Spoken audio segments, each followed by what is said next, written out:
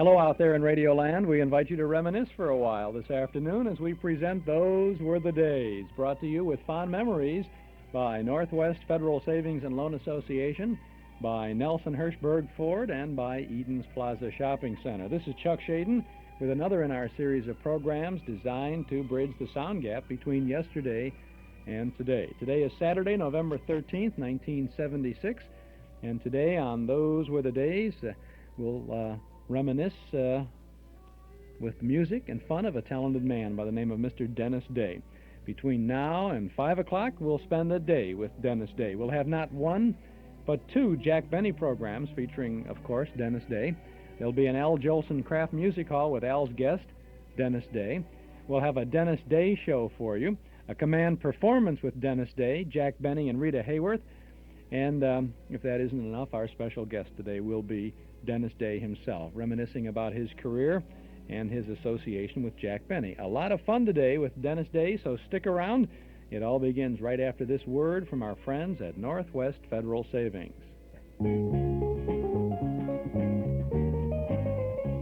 Is your bank open when you're busy and closed when you're not? Northwest Federal Savings knows that a good place to save is ready for you when you're ready. So, Northwest Federal Savings is open 63 hours a week in all the places you might be, because there are 5 convenient Northwest Federal Savings centers throughout Chicagoland's great Northwest Territory. If you're shopping around 6 Corners, there's a Northwest Federal west of Cicero Avenue on Irving Park. Saving in Des Plaines, Northwest Federal's just east of the Tri-State on Dempster. Cashing a check in Norridge, well, Northwest is in the Harlem-Irving Shopping Center. Live near Edison Park? Save at Northwest just east of the train station. Looking for a loan in Arlington Heights? We're at Algonquin and Gulf. 5 convenient Northwest Federal Savings locations for all your savings needs. Open 63 hours a week to satisfy them all. It's Northwest Federal Savings time, 63 hours a week. And we're going to have a good time tonight in the community room at Northwest Federal Savings for our memory club. He says that every week, every single week, he says we're going to have a good time tonight. Well, I hardly know of a memory club event that we've had when people haven't had a good time at it. Really and truly, most folks who come enjoy themselves, and a pleasure for me is at the end of the memory club meeting when we're standing there saying goodbye, people say, "Oh, thanks very much for having this. We really enjoyed it. Thanks a lot. Thanks a lot for letting us be part of this." And that, of course, is amazing to me, too. But it's really nice to have these things. How many movies do you go to these days where people applaud the movie? You hardly ever find a film where people applaud the movie, because you're sitting in the show and you're watching it and you're a loner and you get up and you go, even if you're with 2 other people.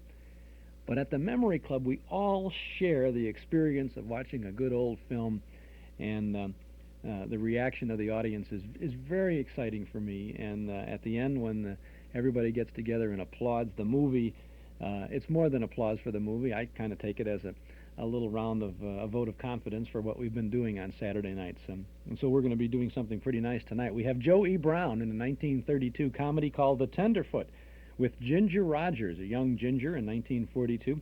It's based on a comedy based on the play The Butter and Egg Man, and I think you will enjoy it. A wide-mouth Joe E. Brown on the big screen in the Memory Club will be lots of fun. Hope you can join us tonight. Doors open at 7:30.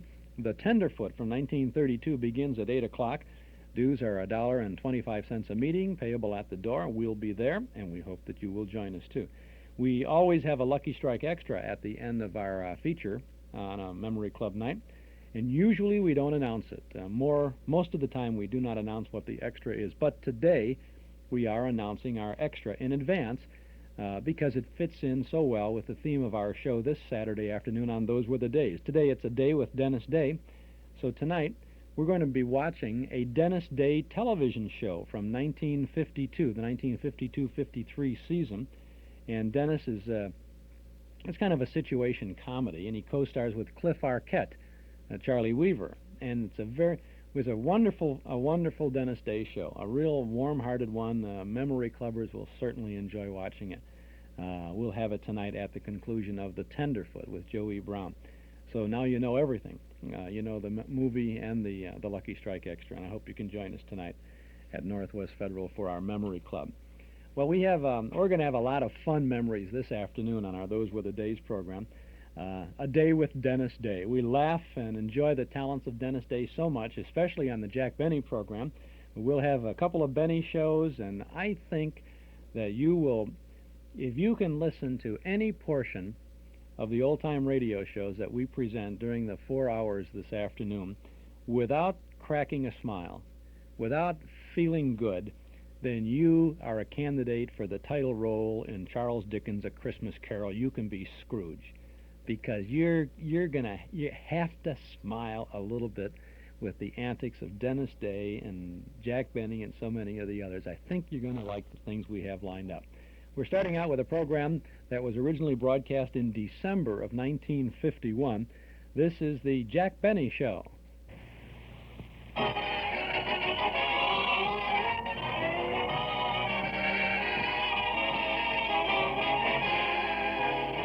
Jack Benny with Murray Livingstone, Phil Harris, Rochester, Dennis Day, and yours truly, Don Wilson.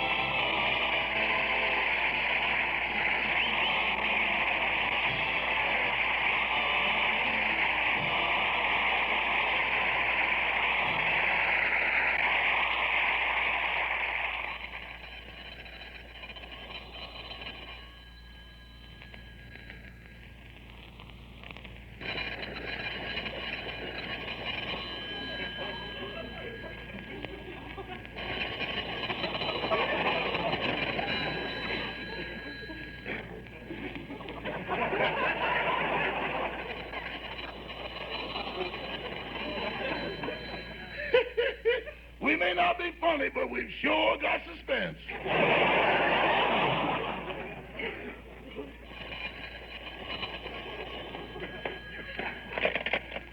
Mr. Benny's residence stars stage, screen, radio, and is beginning to get a feeling of security in television. Oh, hello, Susie. Huh? Oh, no, honey, I can't get away today. Mr. Benny gave me yesterday off. Where'd I go? No place. He wouldn't let me leave. I had him blitzed on 4 games. I'll talk to you later, Susie. Goodbye. Good morning, Rochester. Good morning, boss. How'd you do at the wedding last night? Oh, it was... Wait a minute. Rochester, how'd you know I went to a wedding? Well, I overheard you on the phone last night and you were dickering about the prize. Well, how'd you know I played my violin at a wedding? Well, for $3, I knew it wasn't the Hollywood Bowl. All right. I'll never take that kind of a job again. What a wedding. What people. I not only got home at 4 o'clock in the morning, but I haven't even got the $3. Why? What happened? While I was kissing the bride, the groom picked my pocket. But maybe he needed it. Anyway, Rochester, who's at the piano playing my song? I don't know. Well, let's go see. Look, it's Polly. Polly, you played Daddy's song on the piano. She can sing it, too. You can sing it. When you say, I beg your pardon, and ours come back to you. When you ask me to forgive you, I'll return.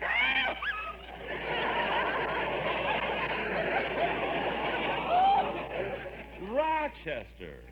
She knows the words and music perfectly. Where'd she see a copy of my song? I lined the bottom of a cage with it.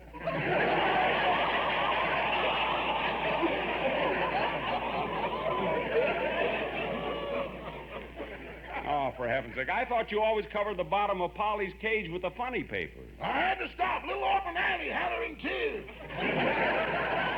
Well, that's about the silliest. Rochester, put Polly back in her cage. I'll get the door. Like the swallows at Serrano, return to Capistrano for you. Hello, Jack. Oh, hello, Mary. Come on in.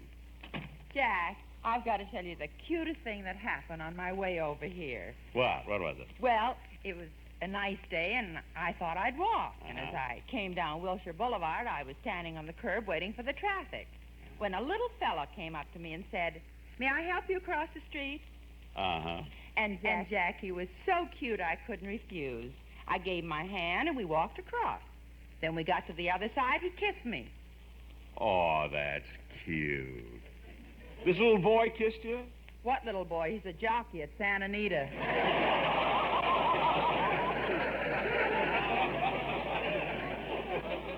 No. I had to lift them up yet.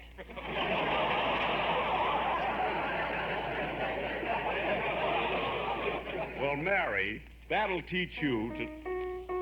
Oh, for heaven's sake, there's that bird again. Jack, isn't that your song? Yeah, Polly learned how to play my song on the piano. She won't stay in her cage.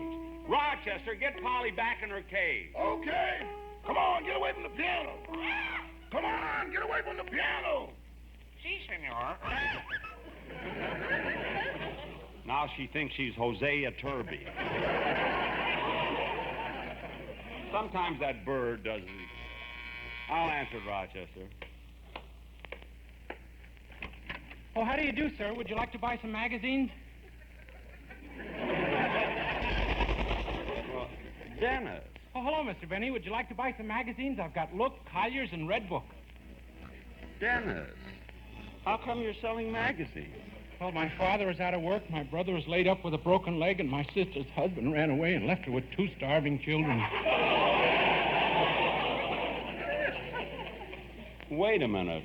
Dennis, did your father lose his job? No, And your brother, he broke his leg? no. And your sister's husband ran off? Dennis, you haven't got a sister, have you? No. Then why did you tell me such a story? If you were sympathetic instead of nosy, you'd buy a magazine.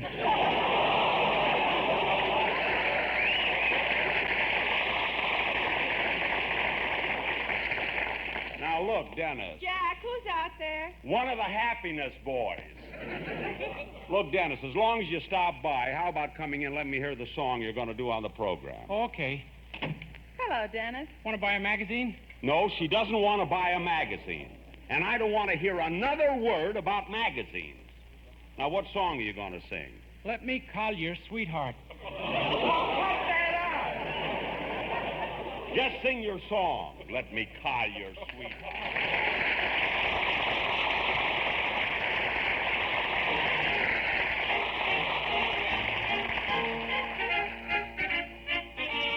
Frosty the snowman was a jolly, happy soul, with a corncob pipe and a button nose and 2 eyes made out of coal. Frosty the snowman is a fairy tale, they say. He was made of snow, but the children know how he came to life one day. There must have been some magic in that old silk hat they found. For when they placed it on his head, he began to dance around. Frosty the snowman was alive as he could be, and the children say he could laugh and play just the same as you and me. Frosty the snowman knew the sun was hot that day, so he said, let's run and have some fun now before I melt away. Down through the village with a broomstick in my hand, let's run here and there all around the square playing catch me if you can. He led them down the streets of town right to the traffic cop, and he only paused a moment when he heard him holler, stop! Frosty the snowman had to hurry on his way, but he waved goodbye saying, don't you cry, I'll be back again someday. I'll be back again someday.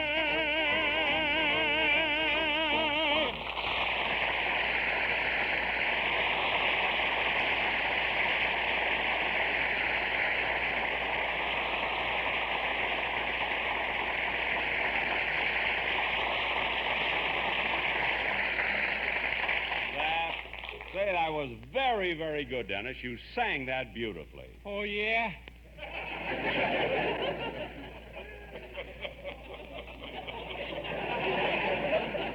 What do you mean, oh, yeah? You're just trying to be nice to me because you didn't buy a magazine. Look, Dennis, I'm not trying to be nice to you. And as far as the magazines are concerned, you didn't... Rochester! Rochester, get Polly back in her cage. Okay, come on, Polly. Get away from that piano. I said get away from that piano. Come on now. Rochester, what was that? Jose just laid an egg.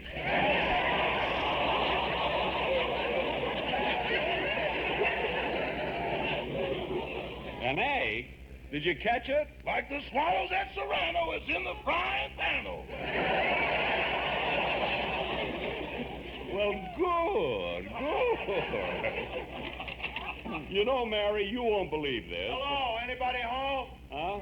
Oh, hello, Phil. We're in the den. Hiya, Jackson. The reason well, as I live and breathe, Mary.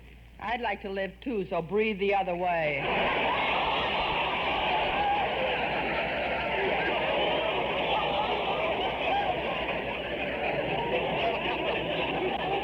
Well, dollface.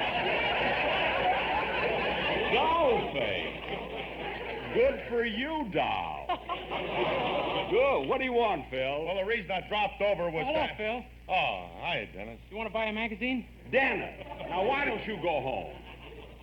Now, Phil, what is it? Well, look, Jackson, after the rehearsal yesterday, I got to thinking, and you said the program was too long and you'd like to make some cuts.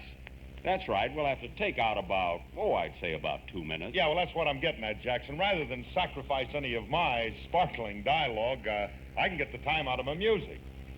Really? Yeah, certainly. You see, I can cut the allegro movement of my orchestra number and just leave the pizzicato for the violins. Well, yes.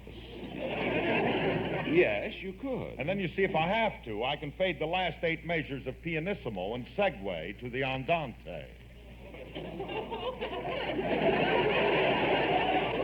Well, what do you think, Mary? You're not going to get me into this.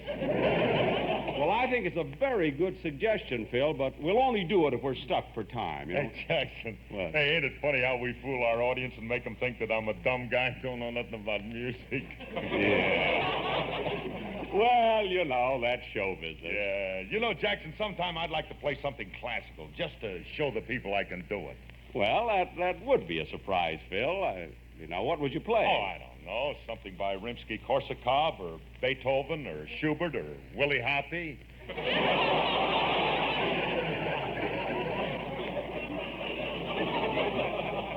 Willie Hoppe?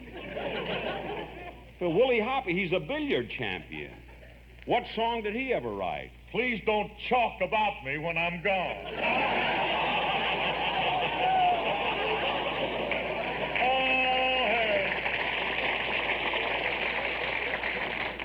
Oh, Philzy, you started out as a lousy band leader. Now you're the king of comedy, you dumb. Mary, did you hear that? I'm still sick from letting me collar your sweetheart. I don't blame you. Phil, do me a favor, will you? Take Dennis and go home. Okay, come on, pal. You're listening. Okay, Clyde. So long, Mr. Benny. So long. You know, Mary, when I got out of bed, I thought I'd be able to relax today, but this house is worse than a bus station. Well, Jack, if you really want to have some fun, why don't you go to the Belmont Theater and see that new Lou Holtz Burt Wheeler show, Merry-Go-Round? See, I got tickets to that for Saturday night, Mary, and I hear it's terrific. I'll tell you what. Let's go to a movie tonight, huh? What's playing? Well, I don't know. Let's go down to Hollywood Boulevard and take a look. Okay.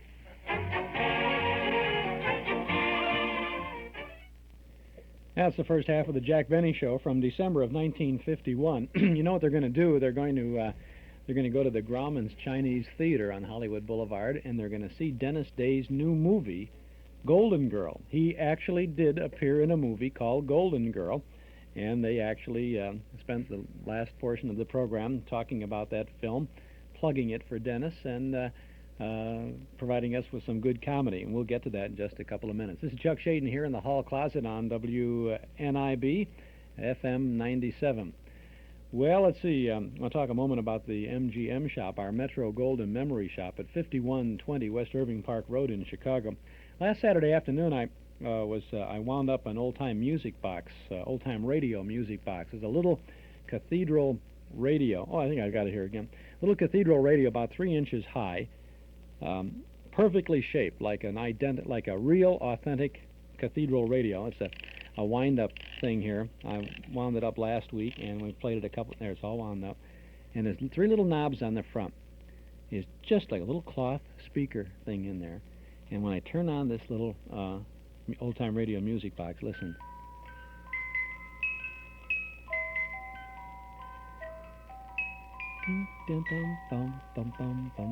Happy days are here again. That's a nice little music box. It really is nice. Well, I just turned it off now, but we have that sells for $3.98 at the MGM shop. It's a must. It will fit in any size Christmas stocking, by the way. Now we also have something else. I have here this is a revolving musical figurine. It's a Charlie Chaplin revolving musical figurine. Now we wind this up, and it stands on a little pedestal. You put this on I have to have something to put it on here. Wait a second. You put it on a little pedestal.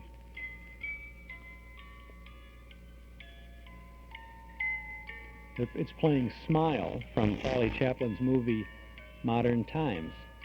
And Charlie is in his little baggy pants tramp outfit here with the cane and the little the derby. If you've seen our Metro Golden Memories symbol, you see a little silhouette of Charlie Chaplin in the circle there, and this is pretty much the same kind of a Charlie Chaplin figure here. He's got the baggy pants and the pointed up little shoes that he wears, and he's standing on like a cobblestone street here. And this little Charlie Chaplin revolving musical figurine just revolves so nicely like this. This is $4.95 at our Metro Golden Memory Shop. Plays Smile. It's really very nice, and it's just one of a lot of unusual things that you'll find at our Metro Golden Memory Shop. You can spend a couple of decades in there anytime you pay us a visit. Why don't you drop by? We're open today. This is Saturday. We'll be open tonight until 8 o'clock. We're open every Thursday, Friday, and Saturday till 8, from 11 a.m. To 6 p.m. on Tuesday and Wednesday, and from 1 to 5 every Sunday afternoon. Metro Golden Memories is a nice place to visit.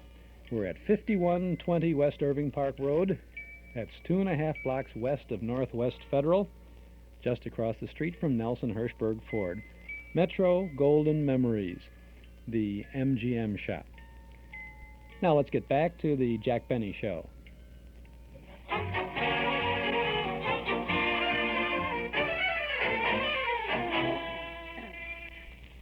Oh, the air sure smells good tonight.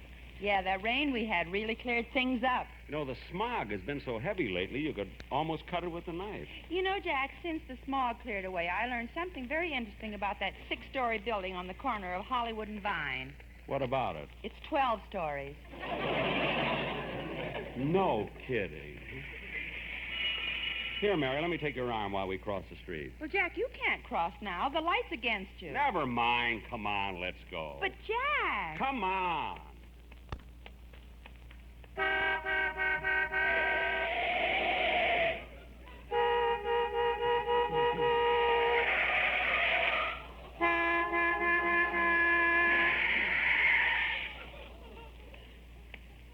Oh, brother, what you won't do since you joined the Blue Cross.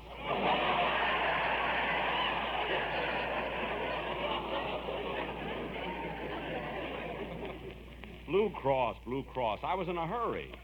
Now, come on, let's make up our mind about what picture we want to see. Well, I hear the Blue Veil is wonderful. Jane Wyman and Charles Lawton are in it. How about that? Well, all right, but I'm a little peeved at Jane Wyman. You know, she's been acting so stuck up since she won the Academy Award. Well, I've never noticed any change in her. Well, I have. A couple of weeks ago, she passed me on the street, didn't even say hello to me. Well, Jack, did she ever speak to you before she won the Oscar? Well, come to think of it, no. But she could at least... Jack, look what's playing here at Grauman's Chinese. Golden Girl, and Dennis Day is in it. Oh, yes. Let's go in and see it. Okay. I'll get the tickets this time. How many, please? 2 in the balcony. I'm sorry, we don't have one. Gee, that's funny. I always thought this theater had a balcony. So did I until the smog cleared. No kidding. Yeah. Gee, I wonder what happened to all those people I sent up there. I'm sure I don't know. 2 regular seats, please. Yes, sir. Here you are. Thank you. Tickets, please. Here you are. You'll find seats in the center aisle. Thank you. Come on, Mary. Gee, it's so dark in here I can hardly see. That's all right, Mary. Here comes the usherette with a flashlight. May I help you, please?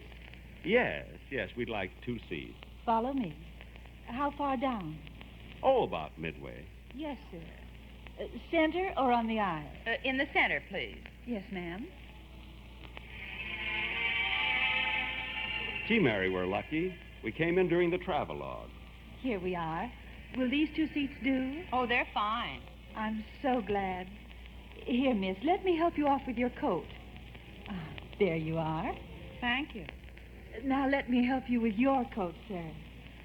Ah, there you are. Well, thank you. Now pucker up.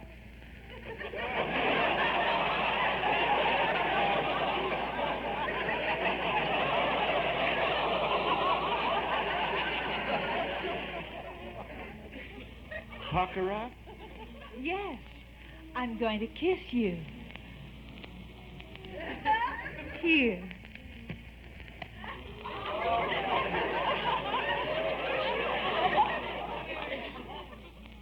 Say. What is this? Since television, we're giving all the service we can.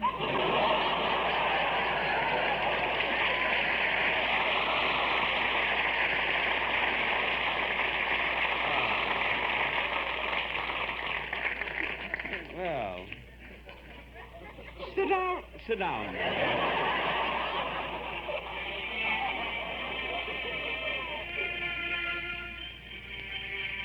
so it is with heavy heart that we say farewell to the picturesque little town of Serrano. Beautiful Serrano, from whence the swallows came. Whence? Yes, whence? Let's watch the show.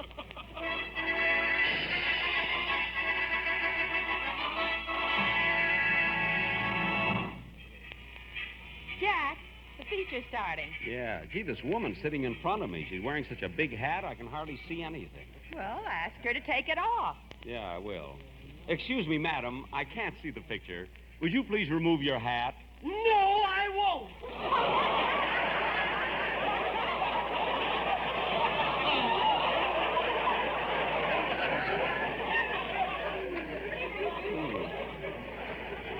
Look, madam, all I said was... Quiet!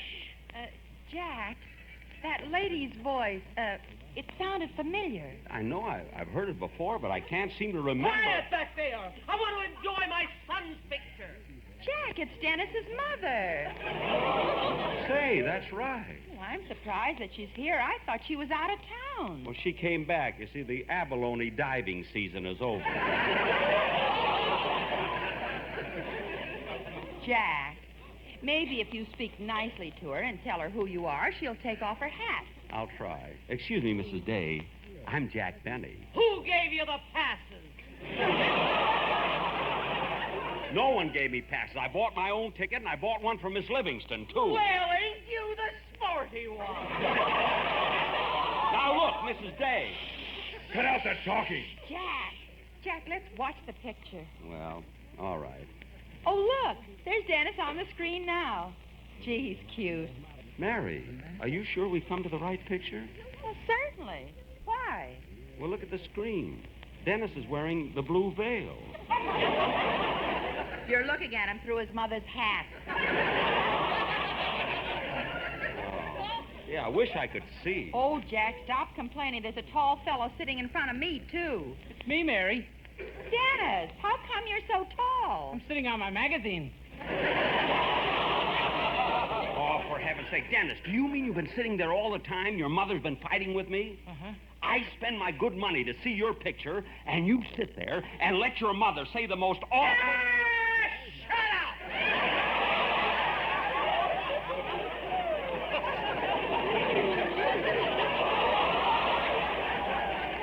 What? You heard her. She said, Shut up!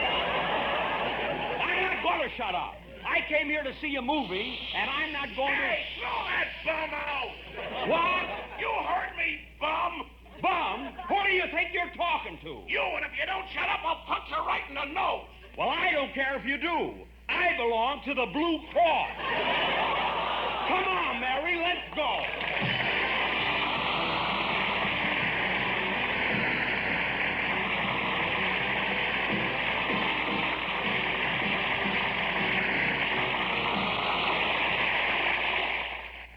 And that's the Jack Benny program, abbreviated version because this is an Armed Forces Radio rebroadcast from December of 1951. Having some fun with Dennis Day's movie and Dennis's his mother there. Dennis Day is the subject of our Those Were the Days program this Saturday afternoon on WNIB Chicago, FM 97.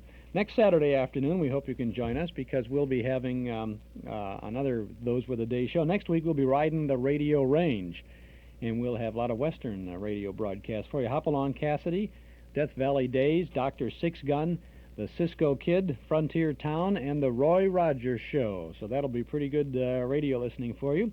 And then on the 27th of November, 'tis the season. That's the Saturday after Thanksgiving, and we will begin our month of Christmas shows, seasonal broadcasts to have you enjoy a happy holiday with good old radio. On that first broadcast on the 27th of November, the first of our holiday series, we'll have a suspense show starring Peter Lorre called Back for Christmas. We'll have a Christmas Seal show from 1952 with Bergen and McCarthy. We'll have a visit to a doll factory in the 1930s as we visit the Ideal Novelty and Toy Factory to see how dolls are made. We will have This Is My Best, The Plot to Overthrow Christmas by Norman Corwin, starring Orson Welles and Ray Collins, a classic on radio. Our guest on that Saturday will be Norman Corwin himself, and you'll find him a very interesting man. And we'll have the Lux Radio Theater that day, The Lemon Drop Kid, starring Bob Hope and Marilyn Maxwell, a Damon Runyon story, and a Christmas setting there, too. So we have some good radio entertainment lined up for you on Saturdays ahead of us on our Those Were the Days program here on WNIB. Lionel Barrymore as Ebenezer Scrooge is on the cover of our Nostalgia newsletter and radio guide for December, and that is just the first of 32 pages of fun and memories that you'll always have at your fingertips when you subscribe to our Nostalgia guide. Now, a one-year subscription is now only $7, and you can subscribe right now if you'll call us at 545-2260. That's 545-2260. Just give us your name and address, and we'll begin your subscription with the December issue, which you'll have before the 1st of December. I'm sorry we cannot send any more November issues. We are, in effect, sold out. We don't have any November issues left, so we'll have to start your subscription with the December issue if you call us today. We'll include an invoice for your 12 months of good reading and good information. 545-2260. Page after page of photos and memories from not so long ago, plus the complete schedule of all our old-time radio broadcasts on WNIB every Saturday afternoon, on WXFM every weekday morning, and on WBEZ every Thursday night. If you begin your subscription with our Gala December issue, you'll have a great time with lots of great reading. Subscribe now. Give us a call at 545-2260. Now, here's what we have in store for you in our December newsletter. Christmas with Fibber McGee, an original radio script written exclusively for the newsletter by Phil Leslie, who actually wrote the good old Fibber and Molly shows in the 40s and 50s. In this script now, yours truly, me, I pay a visit to 79 Wistful Vista, where we find Mr. McGee himself wrapping Christmas presents and trimming the tree. It's a fun script, and I think you'll have fun reading it. Plus, we have reprint articles galore from December of 1945, how the movie stars plan to celebrate the first peacetime holiday in 4 years. From 1942, an article about Baron Munchausen and Shardy. From 1947, a spotlight article on singer Frankie Lane. From 1951, a TV forecast article predicting the end of football telecast, if you will. And the 1946 Chicago Times guest article written by radio's Henry Aldridge, Ezra Stone. Oh, we have more, too. Mark Nelson's Film Clips column about Christmas movies to look for this season on television. Carl Pearson's notes from the bandstand, and our dime store classified ad page, and other goodies, too. Subscribe now to our Nostalgia newsletter and radio guide. A year subscription, just $7. You can begin your subscription with the Happy Holiday December issue. Call now at 545-2260. That's 545-2260. Or send $7 to Nostalgia Newsletter, Box 421, Morton Grove, 60053. And wouldn't the newsletter make an ideal Christmas gift? We'll even send a note from you. Call us now at 545-2260. The Green Bumblebee.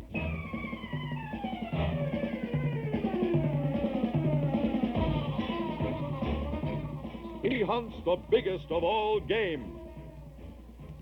Come on, Cato. Let's step through the secret panel in the rear of the closet in our bedroom. Yes, but Mr. Blett... Not now, Cato. Let's move quickly through this narrow passageway built within the walls of our apartment building. But Mr. Blett must say... Never mind, Cato. This passage leads to an adjoining, supposedly abandoned building where we have our sleek, super-powered automobile. But Mr. Blett should know Not now, Cato. We must drive quickly to Northwest Federal Savings to take advantage of a wide variety of savings programs. But Mr. Blett... Hurry, Cato. Press that special button and a section of the wall will lift automatically. But Mr. Blett, the button... Never mind, Cato. We've got to hurry to Northwest Federal. I'll press that button myself. Mr. Blett, the button not work. Not work? Don't be silly, Cato. It always works for the Green Bumblebee. Cato, we're off to Northwest Federal. But Mr. Blett, the wall... At 4901 Irving Park Road. Mr. Blett, the wall... 1 block west of Cicero. Mr. Blett, the wall...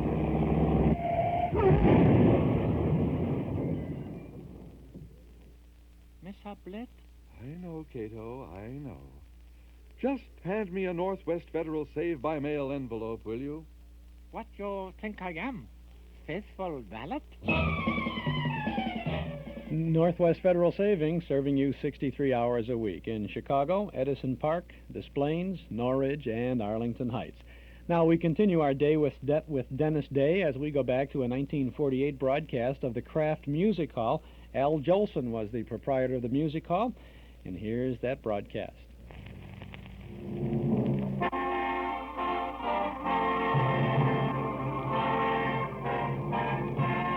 This is Ken Carpenter welcoming you to the Music Hall, starring Al Jolson with Oscar Levant and Lou Brings Orchestra and Al's guests. So keep on looking for a bluebird and listening for its song.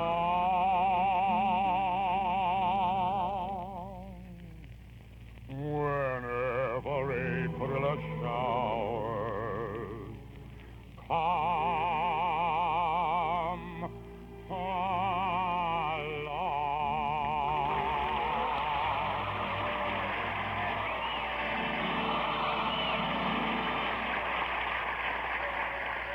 Thank you. Now, here's a little song about a complaint that I don't have anymore. Ma, she's making eyes at me. Ma, she's awful nice to me. Ma, she's almost breaking my heart. I'm beside her. Mercy, let her conscience guide her. Ma, she wants to marry me, be my honeybee. Every minute she gets bolder. Now she's leaning on my shoulder. Ma, she's kissing me. Ma, she's holding hands with me. Ma, how nice she stands with me. Ma, she's pinching both of my cheeks. Song she's cooing. I'm forgetting what I'm doing, Ma. She's pretty as can be. The lights are turning dim. Love for me is growing stronger. I can't hold out any longer. Ma, Ma, she's kissing me. Oh, yeah, Mama.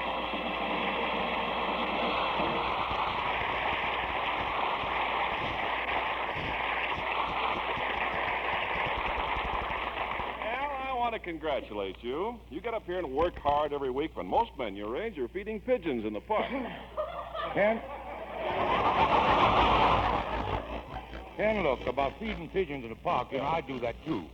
But the pigeons don't seem to realize that I'm the original Al Jolson. They think I'm just another statue. But, Ken, I really should be congratulating you. I read yesterday in the Daily News that this is a sort of anniversary for you. Yes, Al, this is my 2000th transcontinental broadcast. 2,000 broadcasts. Gee, Ken, a lot of words have gone under your bridge. I've seen a lot of talent in the music hall, Al, but in my opinion, you're the greatest. I could stand here and listen to you sing forever. You're going to have to. There's no way to stop him. Oscar, look, you always come in with a dirty crack. Where do you get all those nasty things you say every week? The little boy next door writes them on our fence. Well, you could try and be nice today especially because this is really an occasion. Ken Carpenter's making his 2,000th broadcast. Congratulations, Ken. Maybe someday they'll put your name up in cheese.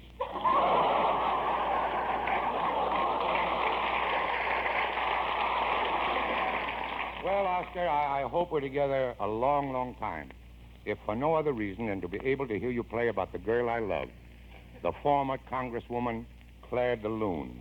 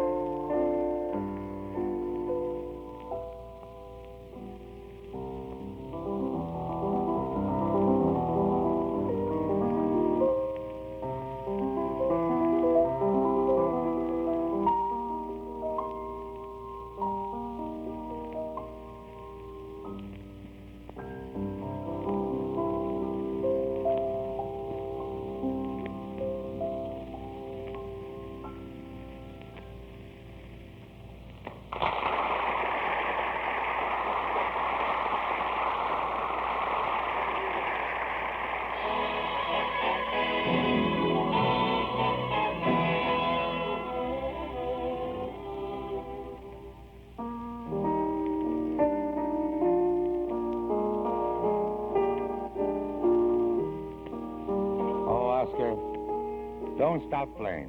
Just don't stop. You know, the more I hear you, the more I realize how beautifully you play. The classics are just putty in your hands. I play even better when I don't have putty in my hands. But there's one thing that bothers me, Al. You never let me sing anymore. I let you sing, Oscar, but people would tune in the music hall and they'd say, why doesn't that Al Jolson stop trying to imitate Carmen Lombardo?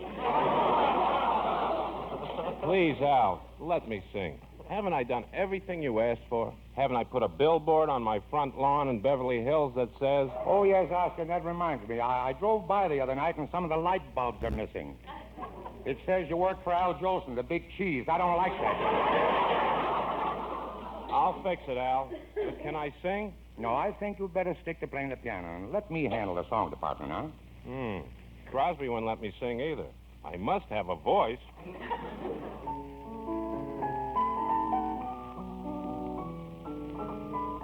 Oh, that's lovely, Oscar. Smoke gets in your eyes from Roberta, huh? Let's do it. What do you say, son? They asked me how I knew my true love was true. I, of course, replied, something here inside cannot be denied.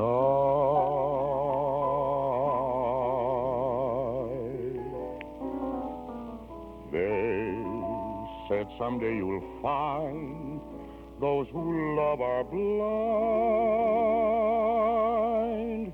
When your heart's on fire, you must realize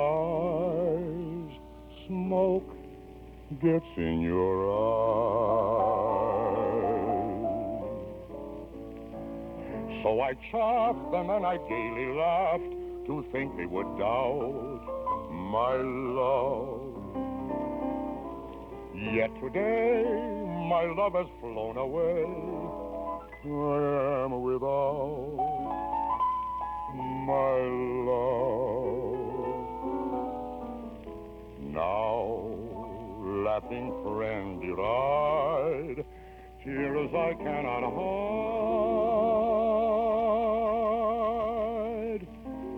So I smile and say, when a lovely flame dies, smoke gets in your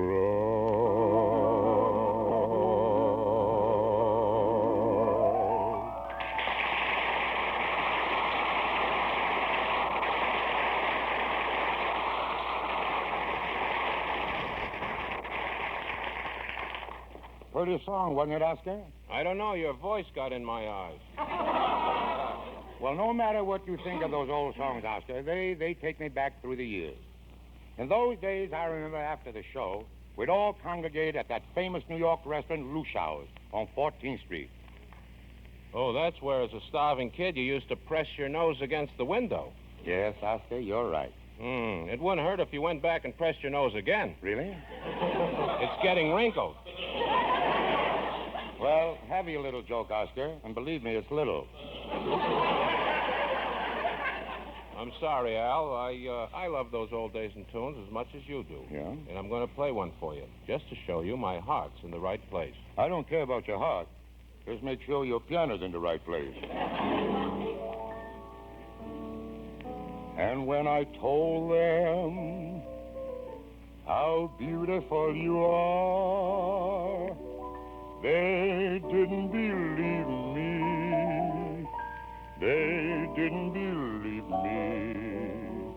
Your lips, your eyes, your cheeks, your hair are in a class beyond compare.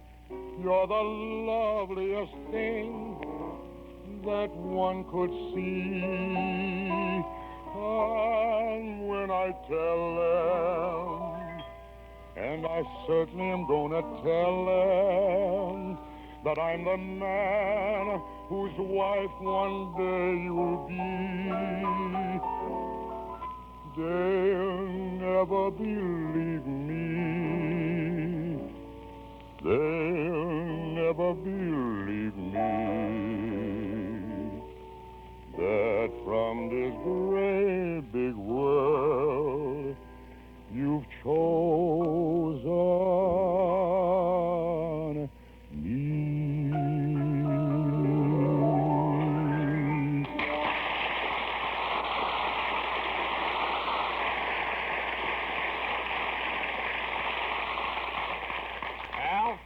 rendition of that song was simply great. I never heard anything more wonderful or more thrilling. Every note you sang blended to make a symphony of beauty, a glorious splash of color, very much like a Christmas tree. Al, you know that song you just sang? Yeah? It didn't do a thing to me. Well, Oscar, you may sit in the corner because I'm going to sing all by myself. Jolson's going to sing all by himself with an orchestra of 36 men. Oscar, will you stop talking? I'm talking to myself. You're in bad company again. Play, Lou, please.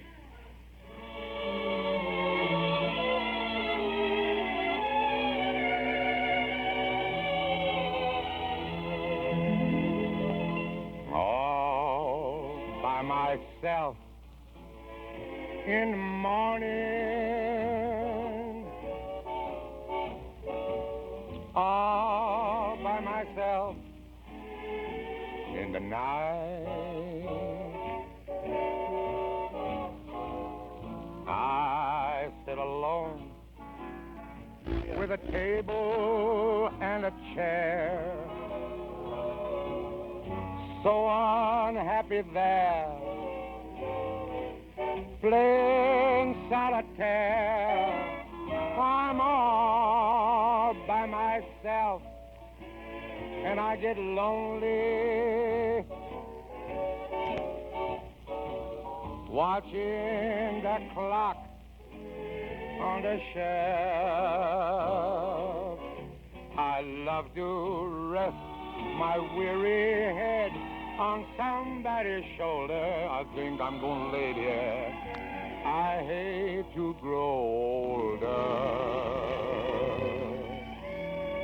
Oh, by myself.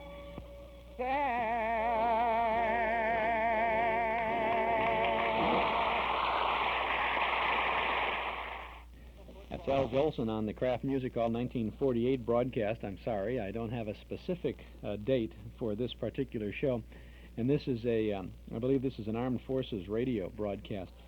I always hate to speculate on what is coming into the collection of old-time radio shows before I get it. I mean, I'm checking all the time, constantly looking for new old things, you know. And we get a bunch of this. I've just gotten about 5 years worth of Red Skelton shows, and we'll start sharing some of those with you too. But I don't like to say I've got it until I get it, you know, but I am hot on the trail of the 2 full seasons of Al Jolson KRAFT Music Hall, from original transcription discs with all of the old KRAFT commercials and the whole business, and I'm hot on the trail of that. So I can't say any more.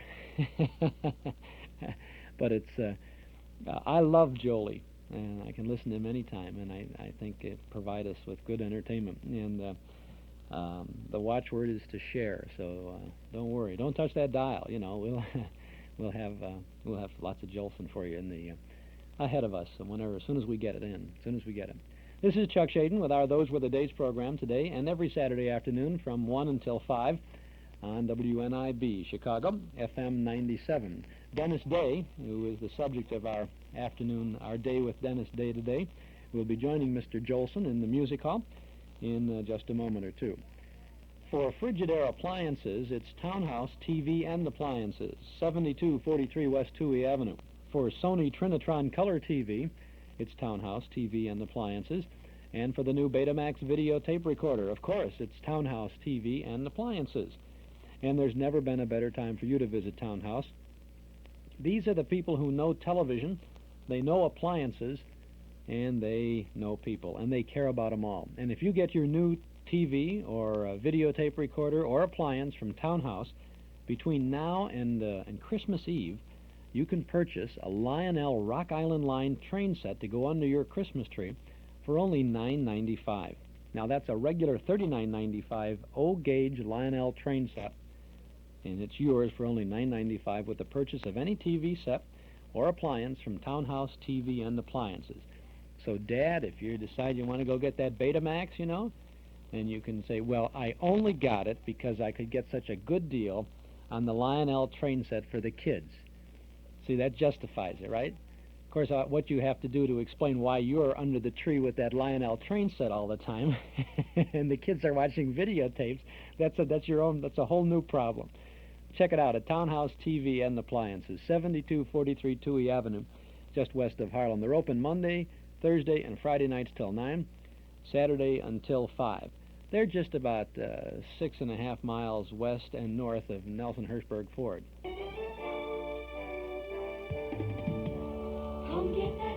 They're sweet-handling cars. Feel that exhilaration. The 77 Mustang IIs. The new sensation too. With a package of handling features no other domestic car in its class offers. 4 on the floor, front disc brakes, staggered shocks, wide stands, and rack and pinion steering. Make it ring. All standard on every Mustang. Take the wheel. Drive one. Of a Mustang too. You have to feel them in action. Sweet handling car, Mustang too. Put one between the road and you. See all the 77 Mustang IIs, hatchbacks, notchbacks, Gias, and the Super Coupes Mach 1 and Cobra 2. Test drive one at your Ford dealer. When America needs a better idea, Ford puts it on wheels. See yourself in a new Ford at Nelson Hirschberg Ford, 5133 West Irving Park Road in Chicago. They're open Monday through Friday till 9, Saturday and Sunday till 5. Get your new Ford from an old-fashioned dealer. Nelson Hirschberg Ford, just across the street from the MGM shop. Now let's get back to this 1948 broadcast of the KRAFT Music Hall with Al Jolson and Dennis Day.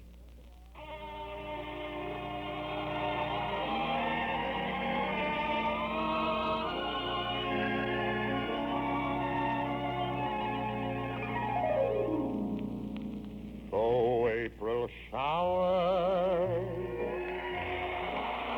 may come your way. They bring the flowers that bloom in May. And if it's raining, have no regret, because it isn't raining, rain you know, it's raining violets. And where you see clouds upon the hills, you soon will see crowds of daffodils. So keep on looking for a bluebird and listening for its song. Whenever April showers come along.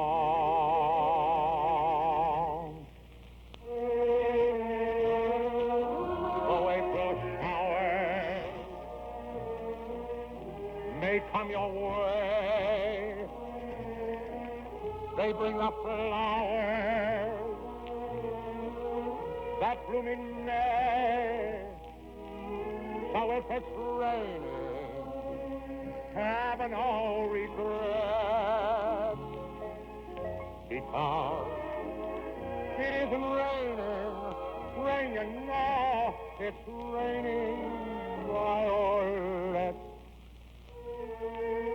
And where you see clouds on the hills, look, they're not clouds, no, they're clouds of daffodils.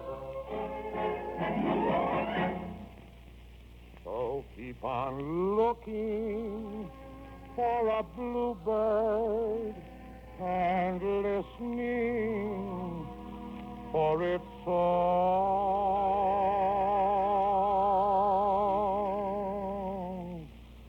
Whenever April showers come along.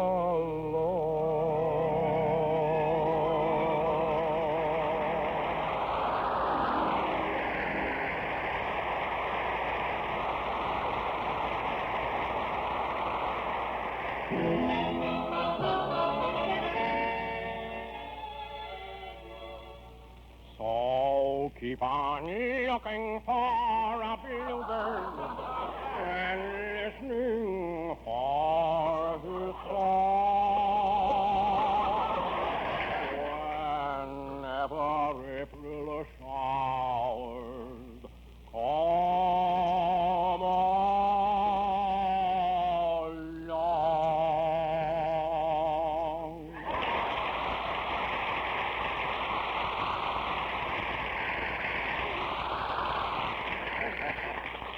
Dennis, what's the idea of imitating me? Imitating you? Who are you? Who am I? I'm Al Jolson.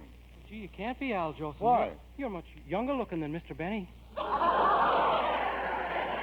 You know, that's the nicest thing that's been said about me since I've been on this program. Oh, I like to make people happy, even if I have to lie. Dennis, that wasn't a bad imitation you did of me. How did you learn it? Well, Mr. Benny insisted that I learn to imitate all the celebrities. It saves money on guest stars.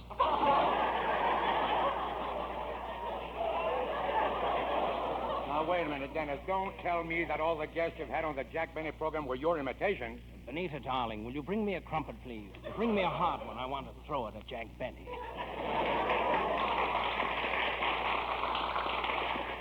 Dennis, how would you like to come and work for me, huh? Oh, I'm sorry, Mr. Jolson, but that would give me 3 shows. All those previews and rehearsals. Gee, I have to have at least one night a week off. Oh, you got a girl, huh? No, I'm finishing a sweater.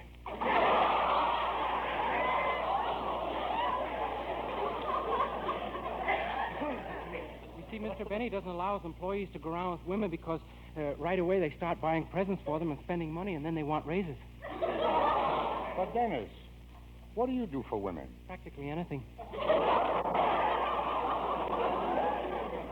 Well, I just can't believe that Jack Benny won't allow you to go out with a girl. Well, if you promise not to tell Mr. Benny, I did take a girl bowling once. Uh-huh. But it wasn't my fault. She lied to me. She lied to you? What do you mean? She said she was a boy.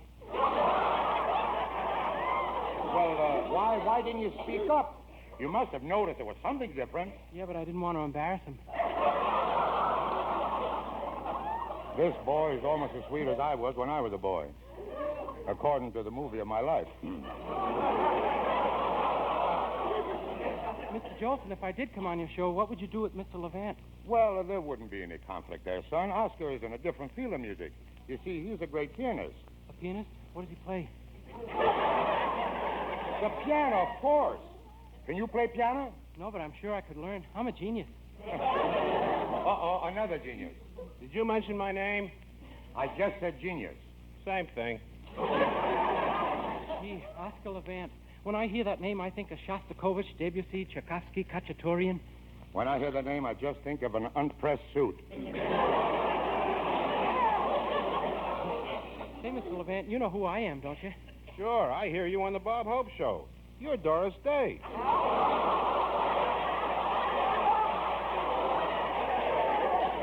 Oh, no, she's built differently. But,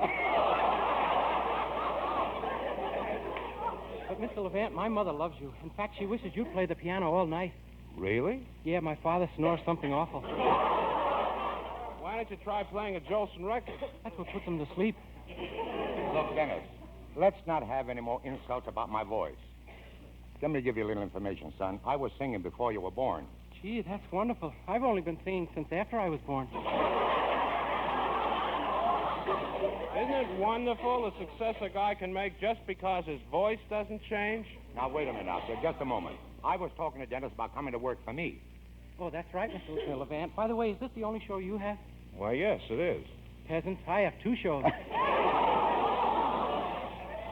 Pig. Oscar, will you sit down? Mr. Day and I are going to talk business. Now, Dennis, let's you and I get our heads together. Well, there's 2 heads that are no better than one. Dennis, look, why don't you come to work for me? I know you're doing well for a young fella, but, and it's really remarkable. You know, when I was your age, son, I had nothing. I remember I used to stand on the street corner singing with holes in my pants. You've got them sewed up now? Please, Dennis, I'm going to ask you once more. Are you coming to work on my program? Well, Mr. Jolson, it wouldn't be right. I can't leave Mr. Benny. He needs me. He's so helpless. Why, just last night, the volume control on his electric blanket got stuck. He didn't get burned, did he? Well, we had to scrape him a little. Well, why is Jack so careless? Oh, it's all on account of him not wearing his glasses. Since he got back from England, he's been wearing a monocle. Oh, that kills me. Jack Benny wearing a monocle. Well, it's not exactly a monocle. It's a lifesaver with a bifocal hole. Look, Dennis, do you want to work for me or not? Well, after discussing this whole thing, Mr. Jolson, I don't think I'd better come with you. People would tune in, and they'd be awfully startled to hear. And now yours truly, Patrick Dennis McNulty, will bring you a breath of blarney from the old fad with Clancy Lowered the Boom. Yes, and begone, I think the lad is right. Lower the boom, Dennis McDay. And so sein mit Glück to you, Asa me Kinder. Now, Clancy was a peaceful man, if you know what I mean. The cops picked up the pieces after Clancy left the scene. He never looked for trouble, that's a fact you can assume. But nevertheless, when trouble would press, Clancy lowered the boom. Oh, that Clancy! Oh, that Clancy! Whenever they got his Irish up, Clancy lowered the boom, boom, boom, boom, boom, boom, boom, boom. O'Leary was a fighting man, they all knew he was tough. He strutted round the neighborhood, shooting off his gust. He picked a fight with Clancy, then and there he sealed his doom. Before you could shout, O'Leary, look out! Clancy lowered the boom. Oh, that Clancy! Oh, that Clancy! Whenever they got his Irish up, Clancy lowered the boom, boom, boom, boom, boom, boom, boom, boom. Now Clancy left the barber shop with tonic on his hair. He walked into the pool room and he met O'Reilly there. O'Reilly said, For goodness sake, now do I smell perfume? before you could start your cue in the rack, Clancy lowered the boom. Oh, that Clancy! Oh, that Clancy! Whenever they got to Irish up, Clancy lowered the boom, boom, boom, boom, boom, boom, boom, boom. Oh, Houlihan delivered ice to Mrs. Clancy's flat. He'd always linger for a while to talk of this and that. One day he kissed her just as Clancy walked into the room. Before he could say the time of the day, Clancy lowered the boom. Oh, that Clancy! Oh, that Clancy! Whenever they got his Irish up, Clancy lowered the boom, boom, boom, boom, boom, boom, boom, boom. The neighbors all turned out for Kate O'Grady's wedding night. McDougal said, let's have some fun. I think I'll start a fight. He wrecked the hall, then kissed the bride and pulverized the groom. Then quick as a wink, before you could think, Clancy lowered the boom. Oh, that Clancy! Oh, that Clancy! Whenever they got his Irish up, Clancy lowered the boom. Oh, that Clancy! Oh, that Clancy! Whenever they got his Irish up, Clancy lowered the boom. Sure, it's the grandest sight you ever did see when Asa McJolson lowered the boom.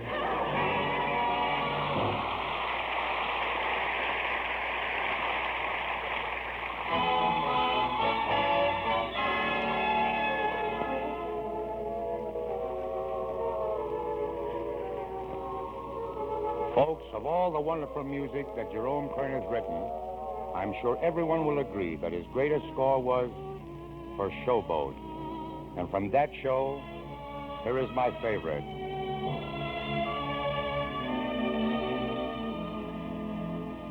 Lots of folks work on the Mississippi. Lots of folks work while the white man plays.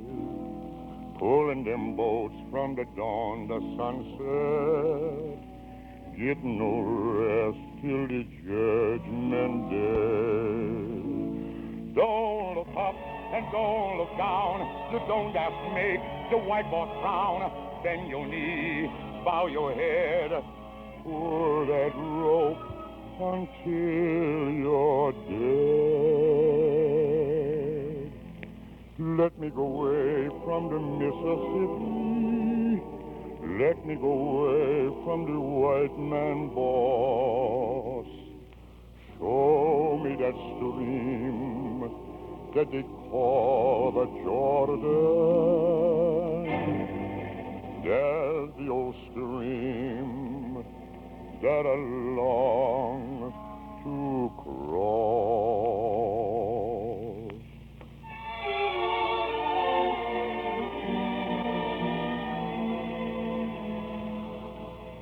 Old Man River, that old man River, he must know something, but don't say nothing.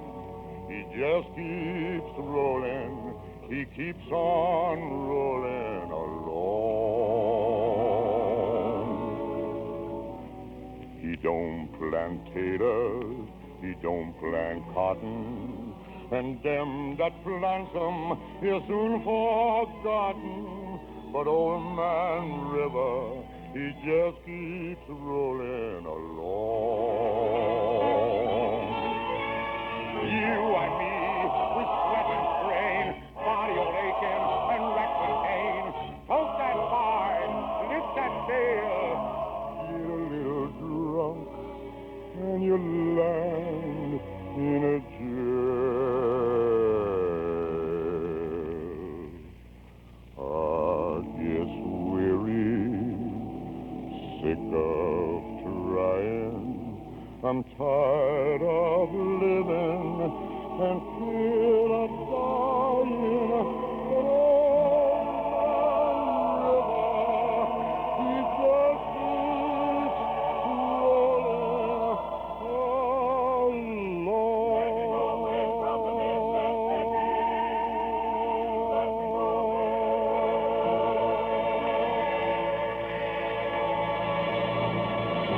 Good night, everybody. That's Al Jolson on the KRAFT Music Hall, a broadcast from the 1948 season of the Music Hall. And Dennis Day was Al Jolson's guest on this particular show. In this segment here, Dennis referred to the fact that he had two shows, meaning he worked on the Jack Benny Show, and he had his own program, a situation comedy called A Day in the Life of Dennis Day. And we are going to have one of those shows for you in just a couple of moments here in the hall closet from our Those Were the Days program on WNIB Chicago at FM 97. My name is Chuck Shaden. I hope you can join us every Saturday afternoon from 1 until 5 for all the good old radio shows. Hey, kids, have you heard the latest? The new Kid Power gang are wearing these super-looking sneakers with a steel shank for good support, and that prevents the sole from sagging. Kid Power sneakers, available at the Paulmeyer Shoe Store, 2924 Central Street in Evanston. They're made from comfortable suede and sharp-looking nylon. They wear well, but they're reasonably priced. Colors are blue, red, or green. So be in style. Go to the Paulmeyer Shoe Store at 2924 Central Street in Evanston and get some cool, swift sneakers. Kid Power. They swing. Now we're going to swing into a sound from our cassette tape of the month for the month of November. Listen to this scene. Hello, Peavy. Hello, Mr. Gildersleeve. What can I do for you this afternoon? Well, I'm looking for a Christmas present, Peavy, for a lady. Something extra special. A gift for Miss Milford, is it? You bet. That sneaky Dr. Olson bought her something that looks pretty nice. But I'm going to go him one better. I'm going to get her something so beautiful and so clever, it'll make him look silly. My. Any suggestions, Peavy? Well, what does she like? Has she dropped any hints? No. Lately, all she talks about is those little kids she takes care of at the hospital. Must be something clever and original I could get for her, Peavy. Well, how about a year's subscription to Reader's Digest? That's a scene from The Great Gildersleeve, and that's Harold Perry and Dick LeGrand, who plays Peavy on that show. It's on our November cassette tape of the month. It's a Christmas broadcast, as you may have guessed. And in this show, Gildy tells a story to the children at the hospital. And it's a wonderful story called Why the Chimes Rang.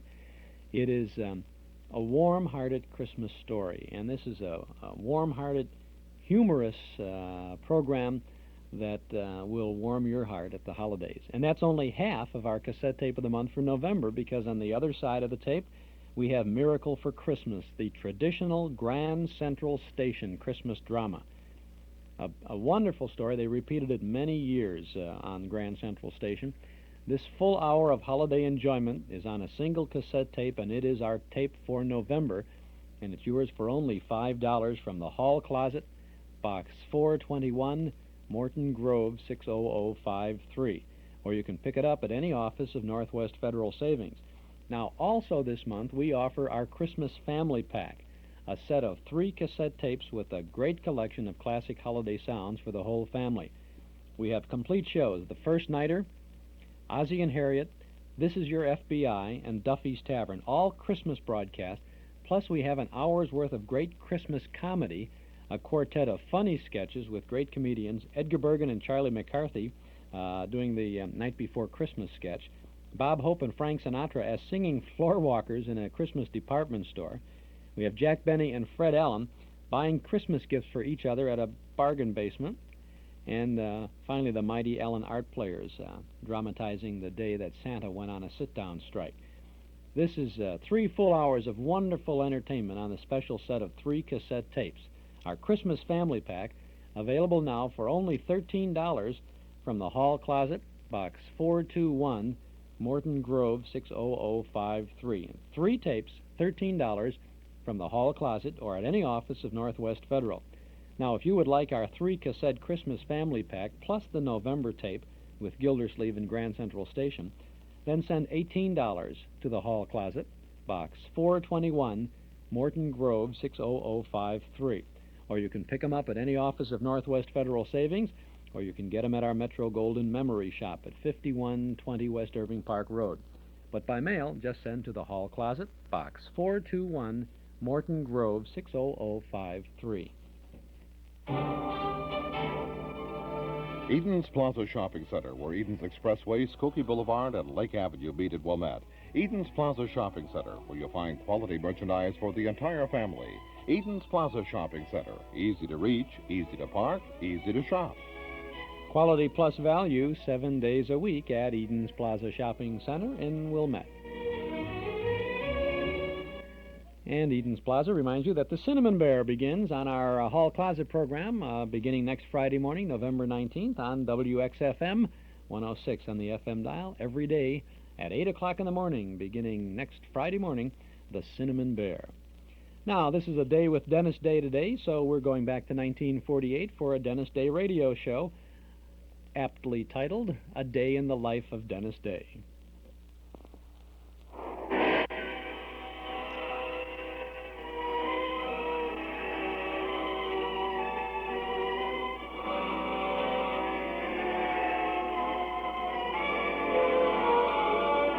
Ladies and gentlemen, Dennis Day.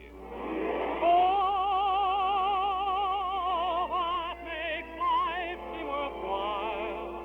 Well, in your eyes and the smell of your smile.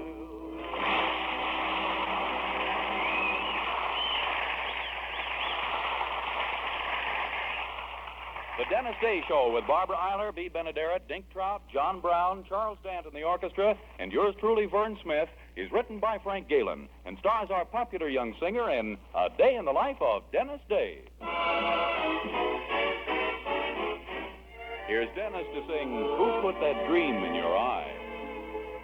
Who put that dream in your eye? And who put that song in your song? Who makes you thrill through and through? Who is that lucky guy I wish I knew?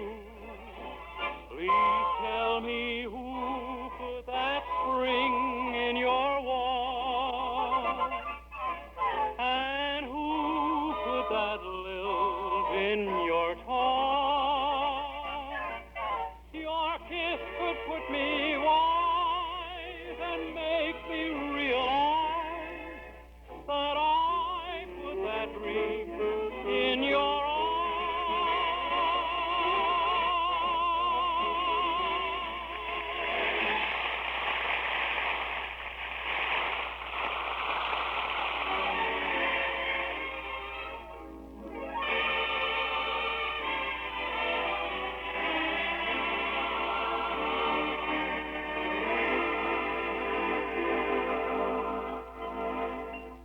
Well, it's no secret that with the cost of living what it is these days, many of us are beginning to feel the pinch.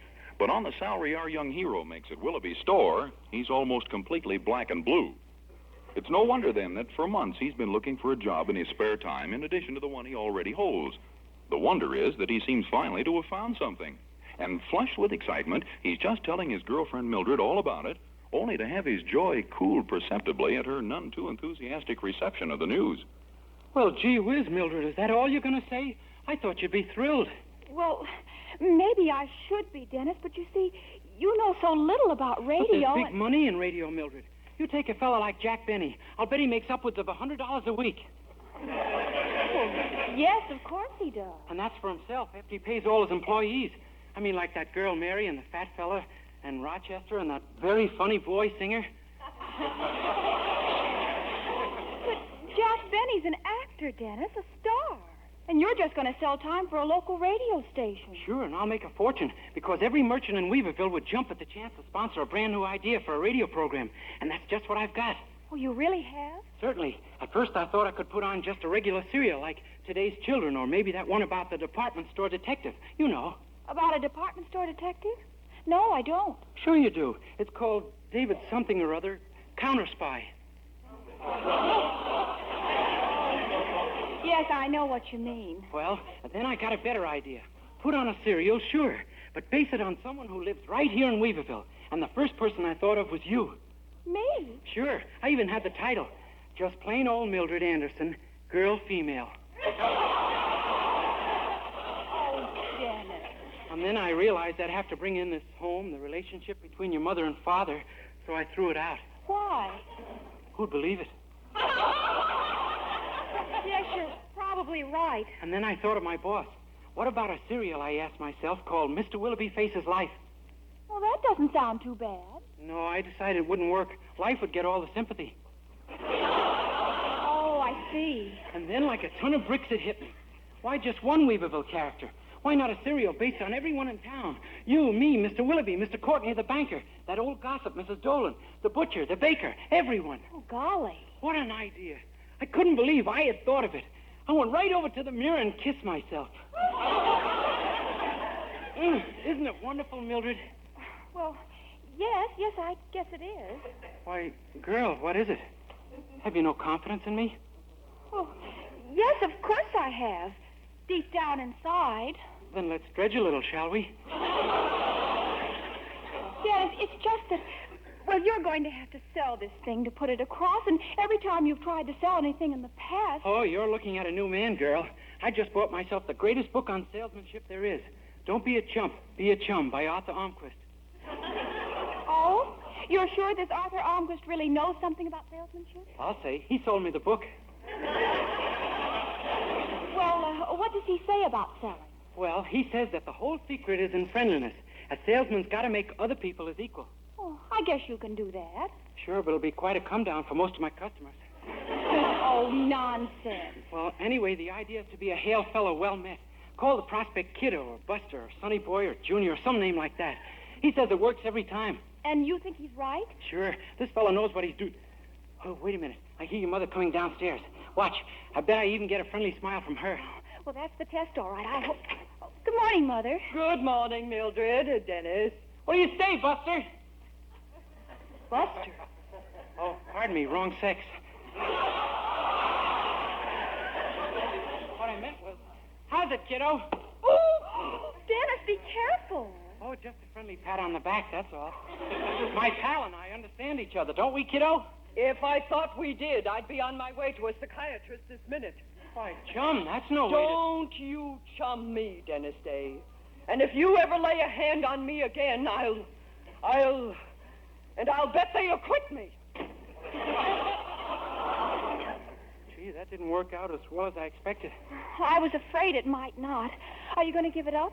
Well, it still might work on Mr. Willoughby and the rest of the merchants. And I got to get my foot in the door with that radio program. Oh, yes, that's true. I just hope now that I don't come home with my whole leg in a cast.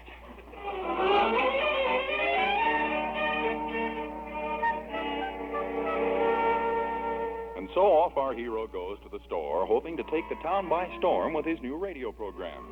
But a storm is already brewing down at Willoughby's, a storm of an entirely different nature. We find Dennis's boss engaged in a most serious discussion with Herbert Anderson. But good heavens, Herb, don't you realize what could happen if those minutes of our lodge meetings got into the wrong hands? Yes, of course I do, Homer. I looked everywhere. I just can't find them. Well, you've got to find them. If it ever gets out that we've had entertainers like that Flossie, what was her name? Flossie LaFleur, the flame of amour.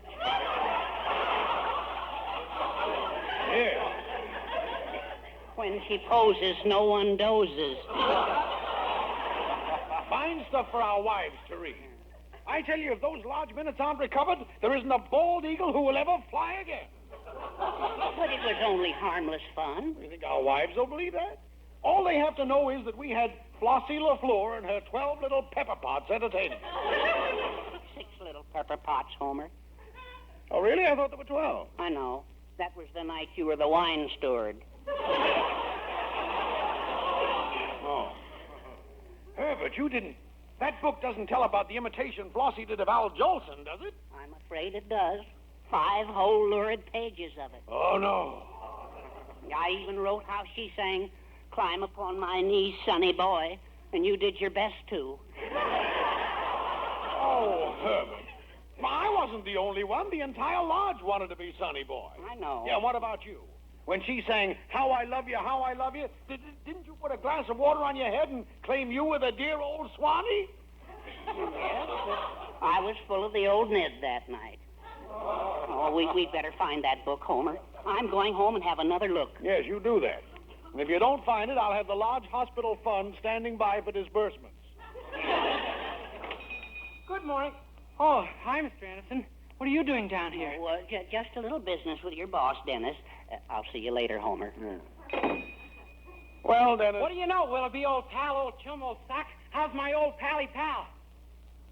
Dennis, I don't feel so well today. Oh, don't worry. I'll cheer you up. Have I got a proposition for you, sonny boy?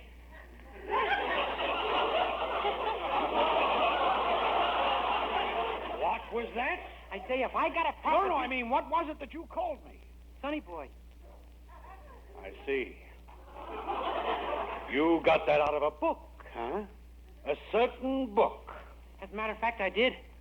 Yeah. Sit down, Dennis. Oh, sure. Gee, thanks, pal. Okay, what's the proposition? Well, I got a great idea for a radio program, kiddo. Oh, Mammy, is this an idea? Please, don't... It's a brand new type of show, all about the lives of certain people right here in Weaverville. Can you imagine the effect of a broadcast like that coming right into your own home? Easily. Then why not be one of my sponsors? It'll only cost you $50, old pal, old chum. Here's the 50. But just let me point out the advantages. Beg pardon? I said, here's your $50. Wow. Oh, bless you, PS9, for teaching me how to read. I, on the other hand, detest PS9. Huh? However, consider me signed, sealed, and delivered. Oh, great. Now, let's see. There ought to be some other good prospects in town for a thing like this, don't you think? Just walk up to anyone on the street who's wearing pants.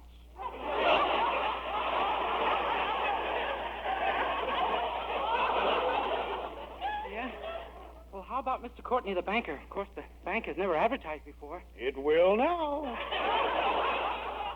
Gee, you've got as much faith in my salesmanship as I have. Well, so long. Keep your chin up, sonny boy.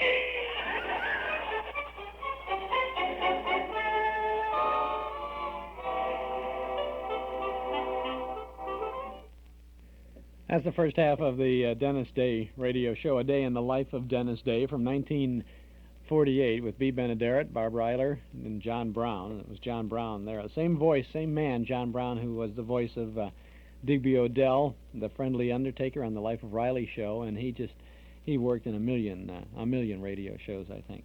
We'll get back to that in just a moment. Chuck Shaden here with our Those Were the Days program today, every Saturday afternoon from 1 until 5 on WNIB, Chicago, 97 on your good old FM dial. If you like the sounds of the past, I think you really should pay a visit to our Metro Golden Memory Shop at 5120 West Irving Park Road in Chicago.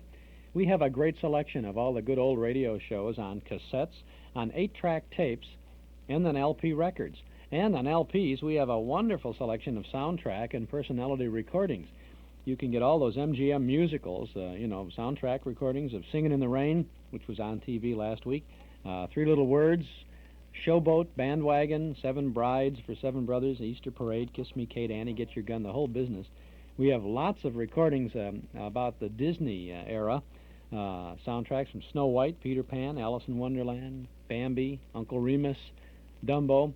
plus the Mickey Mouse Club and This Is Your Life, Mickey Mouse. Boy, we also have records about by the big stars, the Andrews Sisters, Rudy Valley, Maurice Chevalier, Eddie Peabody, Dick Hames, the Mills Brothers, Bing Crosby, Ted Lewis, Jane Powell, and Sophie Tucker. We have records for you at our MGM shop. We're at 5120 West Irving Park Road, just east of Laramie. Why don't you come on in and browse? We're open Tuesday and Wednesday from 11 a.m. to 6 p.m. We're open Thursday, Friday, and Saturday till 8 o'clock. We're open tonight until 8. And from 1 to 5 every Sunday afternoon. Metro Golden Memories, a nice place to visit. 5120 West Irving Park Road. Now, that's just 2.5 blocks west of Northwest Federal, just across the street from Nelson Hirschberg Ford.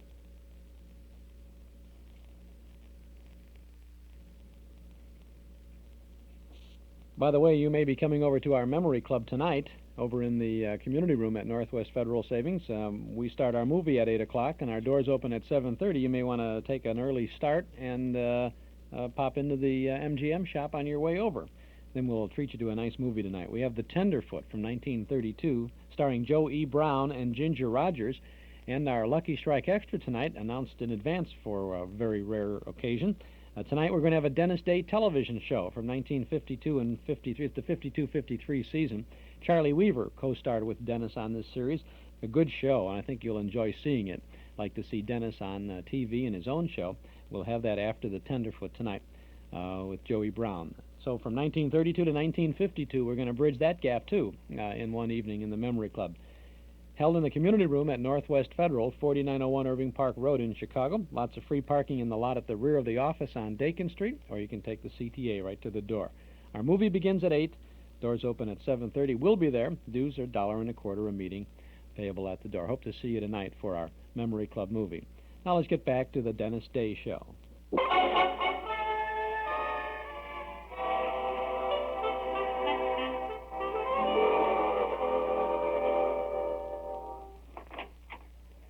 Here he is now. Hiya, Courtney, old kid, old pal. Hey, aren't you Willoughby's boy? Yep, just telling your secretary here I wanted to see you, Pally. I have no time now. I'm on my way to lunch. And in the future, you'll address me with a little more respect. Goodbye. Well, you'll be sorry if you don't listen to what I have to say, sonny boy. What was that?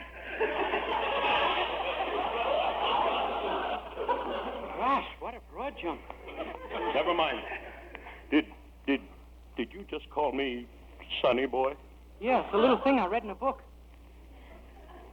Let's step into my office where we can talk in private. Gee, every boy should be given a copy of that thing when he graduates from college. All right, Dave. What have you got in mind? Well, I've got an idea for a radio broadcast, pal, and it's a beauty. I see. Let me show you the advantages of sponsoring it. Don't bother. I think I can see them all. You mean I've talked you into it already? Naturally. Boy, am I a persuasive little cuss. Here's $50 in cash. Will that be satisfactory? Sure thing. This just shows what can be done when you've got a good product. If I had a product like yours, I'd close the bank and retire. Well, I always knew I'd make a good salesman. So long, and thanks, sonny boy.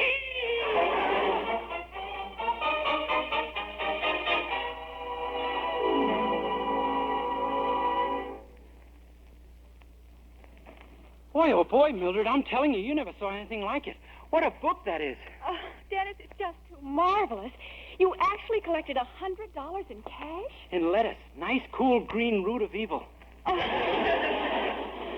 golly, just by being friendly. Yep, just by doing what the book says, palling and kiddoing people.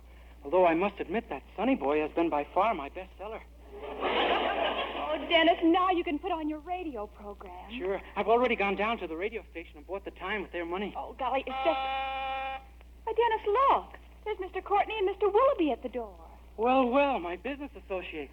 Hey, maybe you better wait in the den, Mildred. We're big men, and this may be a pretty big deal. All right, Dennis, good luck.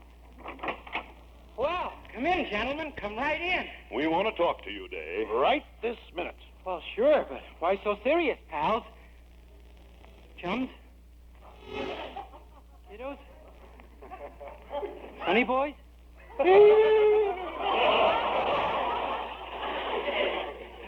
The old icebreaker. Sit down, Busters.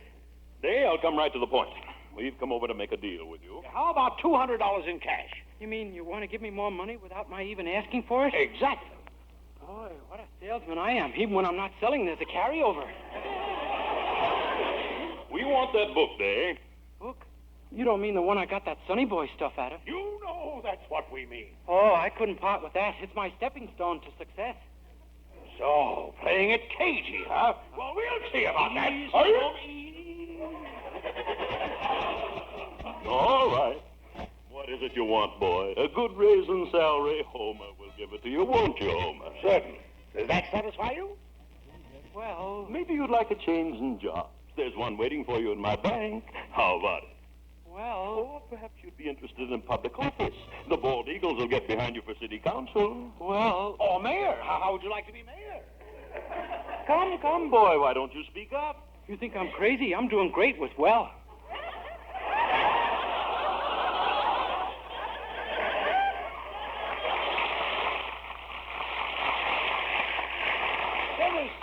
Dennis, you can see that we're desperate. Now, do we get that book?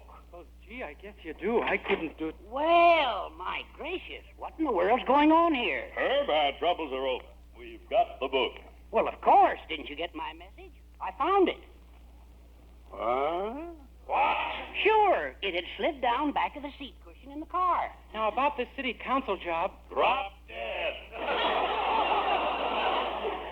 Why, chums, Sonny Boys, buddies. Quiet, you. My goodness, has our buddyship cooled? I'll say it has. And I'll thank you for that $50 I gave you. Yeah, mine too. But, kiddos, I already gave the whole $100 to the radio station. Then get it back. But I can't. Radio stations have very high principles, and not giving money back is one of their highest.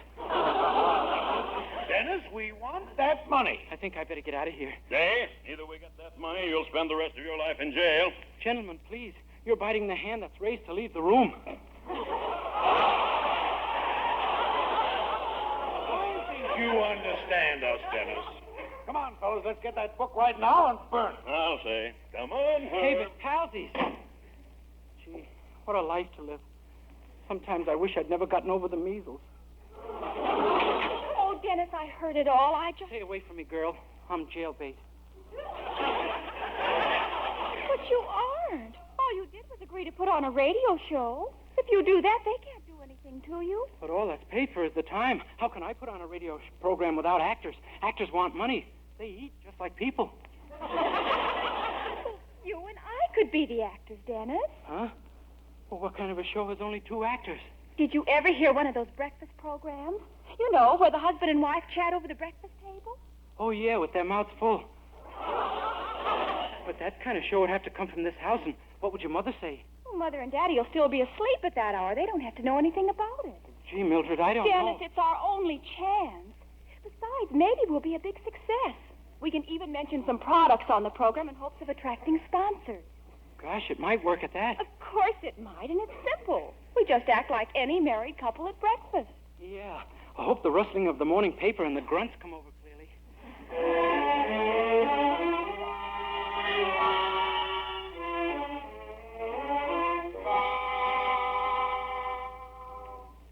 Now, don't get nervous, Dennis. We go on the air as soon as the light flashes. You better clear your throat. Gee, I don't think I can. My heart's in it. I thought sure those engineers would wake your mother up with that hammering when they put in those cables. Gee, Mildred, besides, we don't even know what we're going to say. We haven't rehearsed yet. Well, just let me lead the conversation. All you have to do is help make the audience think we're actually at the breakfast table. Okay, I'll chew like anything. Oh, no, just ask me to pass things. You know, the way you really do with my mother every morning. You mean I should beg you for an egg? Dennis, use your imagination and make them think we're eating a wonderful breakfast. Wait, oh, my gosh, there's the light. Go ahead. Good morning, friends.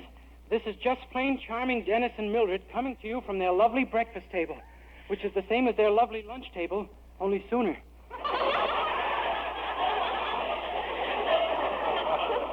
Good morning, Mildred, darling. Sleep well? Oh, I always sleep well on our Dreamtime mattress, dear. And you? I tossed and turned all night. Couldn't sleep a wink. Oh, no, Dennis. No one ever gets a poor night's rest on a Dreamtime mattress. The Dreamtime mattress is built with a special inner spring. Maybe that's what kept sticking in my back.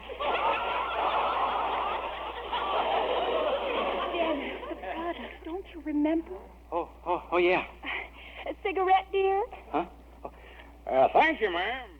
At market, I see. At market after market, I've seen the buyers of this mileage brand, and every one of them is a man or a woman. Dennis, I think maybe we'd better eat our breakfast, dear. Well, certainly, darling. Would you mind passing the wild pheasant, please? Why, yes, and here are some delicious scrambled eggs. Oh, no, thanks. Just a little pheasant and a few frog's legs will do me fine. Well, just as you say. Did you stop in and see Francis and Jean on the way downstairs this morning? Why, no. Are they visiting us again? There are children, darling. Oh, then they're here permanently, no doubt. Yes, of course. I'm glad, because Francis and Jean certainly are cute little boys. Yes. Good. I had Jean to the dentist yesterday, you know. Oh? Something to do with his teeth? Yes. Good for you. There's nobody I'd rather have fix my teeth than a dentist. But where was Francis while you were out with Jean? Well, he was with my parents. Ah, yes, the dear, sweet old things. Your mother is just grand, Mill. And she certainly thinks the world of you. Yes, she worships the ground I walk on. I often think that... What silly imbecile was doing the hammering just now? You, Dennis Day? Well, if it isn't that delightful old lady, Mildred... What's that? Sit down. Sit right down, Mommy, and shush. Shush! I'll shush you. Who do you think you're talking to? Oh, Mother, please. Yes, Mommy, dear. If we ever needed a shush, it's now. Dennis Day. Shush, you might wake Francis. Francis? Who's Francis? Oh, I forgot. It's a family secret. Just who is this Francis? Well, he's your grandson. My grandson? Yeah, we've been keeping little things from you, Mommy. I have no grandson, and you know it. And if I find out which one of you just kicked me under the table, I'll beat the life out of Dennis. Mother, please have a cup of coffee, won't you? Yeah, and a nice slice of pheasant. Help yourself, Mommy. Are you crazy? There's nothing on this table except... Wait a minute. What is this thing with the wires attached? Why, it's a microphone. Yeah. See now, why, shush.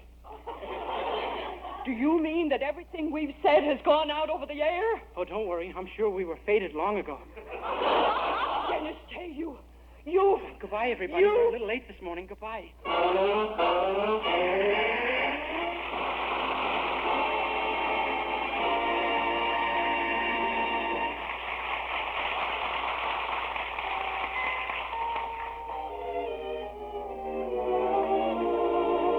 With Charles Dant and the orchestra, here's Dennis to sing the beautiful ballad, How Lucky You Are.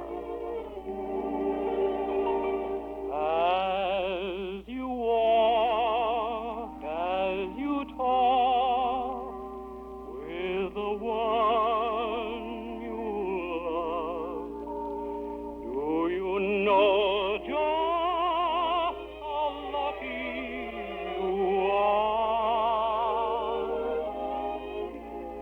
when you stroll hand in hand neath the moon above? Does your heart sing how lucky you are? There's so many heartaches in this world of ours, but sometimes a dream will come true when the one that you love is in love with you. That's the greatest of blessings I've had, and you don't know lucky you are.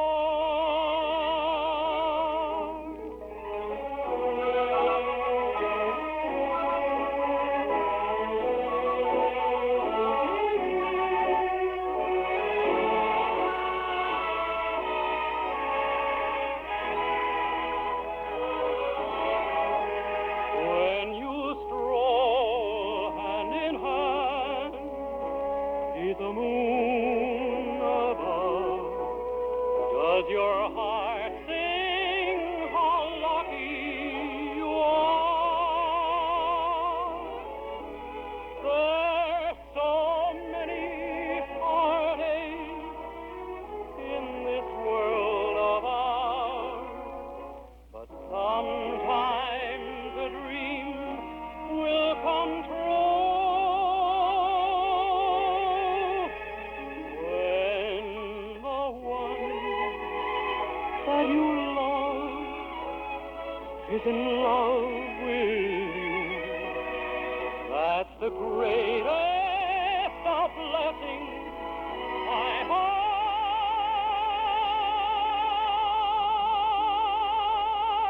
And you don't know how lucky you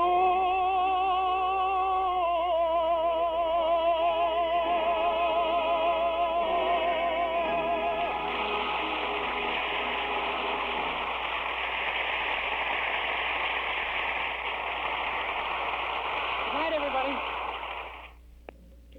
And that's the Dennis Day Show from 1948, A Day in the Life of Dennis Day, with B. Benaderet, Barbara Eiler, John Brown, and, of course, Jack Benny's favorite tenor, Mr. Dennis Day. Chuck Shaden here in the hall closet with our Those Were the Days program today and every Saturday afternoon from 1 until 5 on WNIB Chicago, FM 97. We'll be chatting with Dennis Day in just a couple of minutes.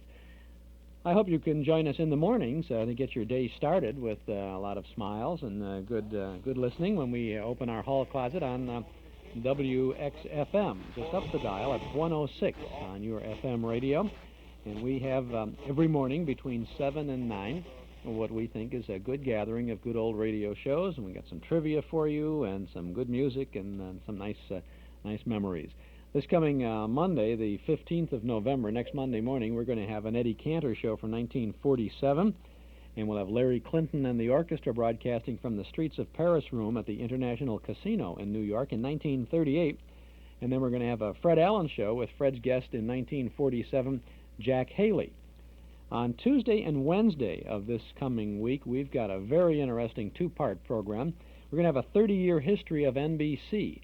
Now, you may know, next Sunday night, not tomorrow, but a week from tomorrow, NBC Television is going to present the first 50 years, a 4.5 hour salute to 50 years of broadcasting and telecasting. You may remember earlier this time was Greg Garrison, who produced that show, as our guest on a Those Were the Days program. Well, that's going to be a sensational thing, and you videotapers are going to want to grab some of that, or all of it. 4 reels, 4.5 tapes, gang. But we're going to have, from 20 years ago, a 30-year history of NBC that was broadcast on radio in 1956. And this is an all-star salute on the occasion of NBC's 30th anniversary. The first half we'll present on Tuesday morning, the second half on Wednesday morning. You're going to hear such NBC personalities as Bill Rogers, Amos and Andy, Lum Abner, Jolson, Charlie McCarthy, Fred Allen, Hope Crosby, Joe Penner, Frank Sinatra, Lanny Ross, Cliff Edwards, Ruth Edding. There'll be Vox Pop, True or False, Dr. IQ. We'll have the City Service Orchestra, Glenn Miller, Kay Kaiser, the Ipana Troubadours, Toscanini and the NBC Symphony, the Telephone Hour, Monitor, NBC Bandstand, Meet the Press, and then it even goes into the early TV years.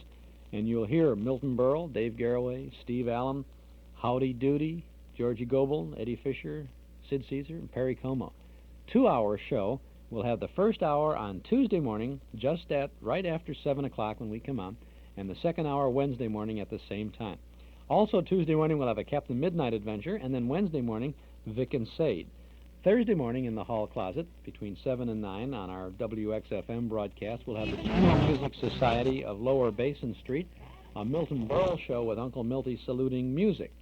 And then on Friday morning, the 19th of November, we'll have a Jack Benny program, Chapter 1 in the Cinnamon Bear, the delightful Christmas fantasy, and the Phil Harris and Alice Faye show. So you'll know that if you're available at an FM radio in the mornings next week, Monday through Friday, you're in for a good way to start your day. And I hope you can join us for that. And then, of course, stay with us every Saturday afternoon here on WNIB. If you subscribe to our Nostalgia newsletter and radio guide, you wouldn't have to know all of this information. You'd get it all in advance, and it's all listed in pretty good detail, we think, in our Nostalgia newsletter. The complete schedule of all of the shows that we broadcast throughout the week on a number of Chicago stations, plus page after page of photos and memories from not so long ago. Lionel Barrymore is Ebenezer Scrooge, on the cover of our Nostalgia newsletter and radio guide for December. And that's just the first of 32 pages of fun and memories that you'll always have at your fingertips when you subscribe to our Nostalgia Guide. A one-year subscription is now only $7, and you can subscribe right now if you'll call us at 545-2260. That's 545-2260. Give us your name and address. We'll begin your subscription with the December newsletter, which you'll have before the end of this month, and we'll include an invoice for your 12 months of good reading and good information. 545-2260. I think you'll have a great time with lots of great reading if you begin your subscription with our Gala December issue. So subscribe now, 545-2260. Now here's what we have for you in our December newsletter. In addition to the Lionel Barrymore cover, we have an article that was written especially for us by Phil Leslie. Phil Leslie wrote the old Fibber McGee and Molly shows in the 1940s and 50s. Don Quinn originated it, and in about 1942 or 3, Phil Leslie came in on the scene, and then he stayed with it for almost the rest of the life of the series. We're going to have Christmas with Fibber McGee, an original radio script written exclusively for us by Phil Leslie, and it's all about how Chuck Shaden pays a visit to 79 Wistful Vista, where he finds Fibber McGee himself wrapping Christmas presents and trimming the tree. It's fun to read a radio script, and I think you'll have some fun with this. It's going to be, I would think it would be, to a very small degree, but nevertheless a little degree, a collector's item. It'd be worth having. Also, we have reprint articles about how the movie stars plan to celebrate the first peacetime holiday, first peacetime Christmas in 4 years, back in 1945. There's an article from 1942 about Baron Munchausen and Vashu Der Charlie. For 1947, a spotlight article on singer Frankie Lane. From 1951, a TV forecast reprint predicting the end of football telecasts. And then there's a 1946 Chicago Times guest article written by radio's Henry Aldridge, Mr. Ezra Stone. We have more. Mark Nelson's Film Clips column about Christmas movies to look for this season on television. Carl Pearson's Notes from the Bandstand, our dime store classified ad page, and lots of other goodies. Why don't you subscribe now to our Nostalgia newsletter and radio guide? A one-year subscription, just $7. You can begin your subscription with a Happy Holiday December issue. Call us now at 545-2260. That's 545-2260.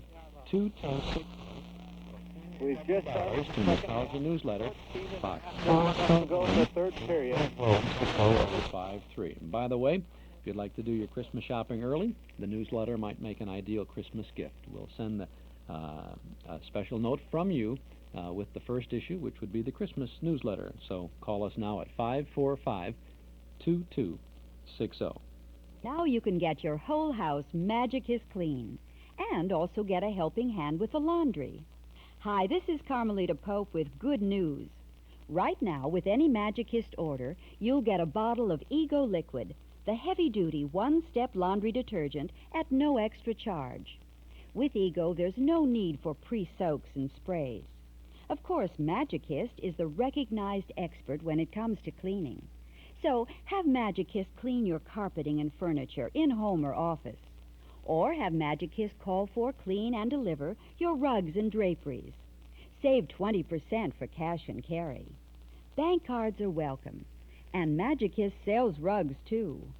Come clean now and get your quart bottle of Ego heavy-duty liquid laundry detergent at no extra charge. Chicago phones 378-8600. Suburbs see the white pages. Be sure to ask Magicist about soil retardant. It's only 3 cents a square foot. Chuck Shaden here with our Those Were the Days program on WNIB Chicago at FM 97. Well, last August, we were out in Hollywood, California, in the Southern California area, on what has become an annual trip out that way to chat with some people who contributed so much to the good old days of radio, and we found ourselves chatting with Dennis Day. A year earlier, when we were out, we tried to reach Dennis Day, and we indeed talked with him a couple of times on the phone, and he had just been coming back from a personal appearance tour in Canada, and he said, I can't make it these 2 days that you have as an one day left. And I talked to him, and he said he just had gotten a call to appear in to do a TV commercial, and he couldn't make it, and he said he was sorry. And I said, well, the next time I come out, maybe we can get together, and he said, sure. So last August, when we got out to California, I gave him a call, and he said, fine, come on up to our place. And he lives in the Pacific Palisades area of Southern California. It's near Brentwood. I guess his actual mailing address would be Brentwood, California. He is about a half an hour away from Hollywood and Vine, if you will. Took a nice long ride out Sunset Boulevard, and he's off a street called Mandeville Canyon Road, which is you expect that kind of a name of a street out there in California, Mandeville Canyon Road, you know. So we got way out there, and we drove up, and it's kind of a winding road going up into the hills, below Beverly Hills, but up into the canyon area and the whole scene. And we're snooping around, looking for the place. My wife was with me, and there we found, hidden behind a lot of trees and in that kind of an area, a nice little house. Now, this is a little house. And Dennis Day said he had this house for about 25 years. So, he bought this about 1950, which would have been a big, big peak time for Dennis Day. I mean, he had been with Jack Benny for 10 years at this point, and certainly he was very well paid, and he put his money into this house. The hallway, when we got into the hallway, the entranceway to his house, I think we could put our house in, It's one of those big things. And he greeted us at the door, and we went into a kind of a den-like area. It wasn't the living room, but it might have been the living room. Again, 2 houses might have fit into that living room. That's a little bit of an exaggeration, but there must have been 2 or 3 full-size sofas in this room, and a fireplace. And his wife is an antique collector, and she has a little antique shop someplace out there. And Dennis, in his travels, searches for and knows antiques, and so there were some gigantic antique pieces around there. I mean, break fronts, and big pieces of furniture all over the place. He says he knows he just accepts the fact now that he has to pay heavy for shipping these things from all over the world, actually, where he gets them. But we sat in a very plush, comfortable living room, and he sat on the sofa, and then on the wall behind him was an oil painting of Dennis Day. And so there I am looking at 2 Dennises, one in person and one on the wall there. And we had a nice little chat. A beautiful house and gigantic yards. And I must confess now, I've been doing these little interviews for a long time, and I don't get too nervous, but I'm always excited about meeting these people. And I must say that I was about as excited and enthusiastic about meeting Dennis Day as I have been about anybody, because I have listened to and have really known from the radio and the television Dennis Day for so many years that I was a little bit at a loss to get this thing started, because I just felt I was nervous, and I want to share that 30 minutes that I spent with Dennis with you now. We're at the home of Dennis Day, whose name is so very well known to anybody who ever listened to a radio program, watched a television show, or heard a beautiful tenor sing. How are you today? I'm fine, Chuck. I guess you're referring to the Geritol set, huh? Yeah. No, we're talking about anybody who likes good entertainment. Well, those who might remember radio when I started with Jack Benny, back in 1940, so that's... Was it 1940? 1940, actually, was when I went with Jack on radio, and I stayed with him. I never expected it would last, and I was with Jack for 25 years on radio and television, and associated with him up until he passed away. So that would be a period of about 35 years. That's a long run. That's a long run. It's been a very wonderful career, thanks to Jack, who made it possible. And, I actually was out of college when I started with Jack. I was only out of college a short while. And I really started at the top, which was quite a challenge to me. But Jack was the one who took the chance. And, well, what had you been doing before you started working? Well, I graduated from Manhattan College, and I'd always loved singing. I was president of the Manhattan College Glee Club, and I had done several appearances on a local radio show with Larry Clinton and his orchestra. I was one of those picked from about 6 or 7 metropolitan colleges and universities to represent Manhattan College, where I went to school. And I was on this program for about 3 times. Now, after I graduated from college, I intended to go into law school because I thought I'd make law a vocation and singing an avocation. I never expected I'd be able to make a living at it. But I was prevented from going into law school because I had an operation.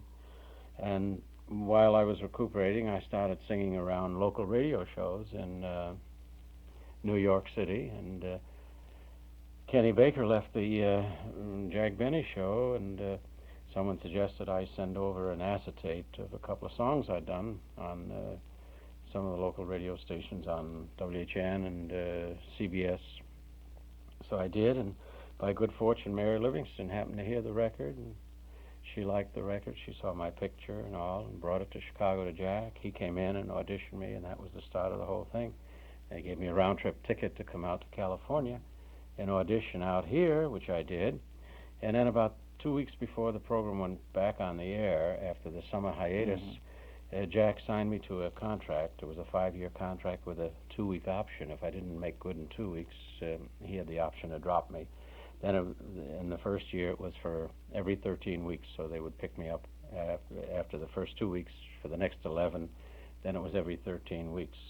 And I stayed with him, as I say, for the full 5 years. And then I went into the Navy in World War II, spent 2 years in the Navy. And then when I got out of the Navy, I went back with Jack, and I had my own radio show at the same time, Colgate, A Day in the Life of Dennis Day. That went on for 5 years. And then I crossed over into television. I had my own TV show for about 3 years. Weren't you working with Cliff Arquette? Yes, on we that had show? Cliff Arquette, Charlie Weaver. Yes, that's my boy, Dennis. Yeah. Yeah, we used to have a lot of fun. And I was sorry to see Cliff pass away here last year. But I guess that, as the old saying, a good friend of mine says, he's never seen anyone go out of this life alive. So I guess it has to happen to all of us sooner or later. Jack was a great loss when he passed away because, you never thought of him as an older man. He always looked so good. He thought so young. He was always full of ideas of what he was going to do, where he was going. 6 months before he passed away, my daughter Eileen was married, and we sent him an invitation. My daughter sent him an invitation to the wedding. He wasn't able to make the wedding, the church wedding, but he did come out to the reception here at my home.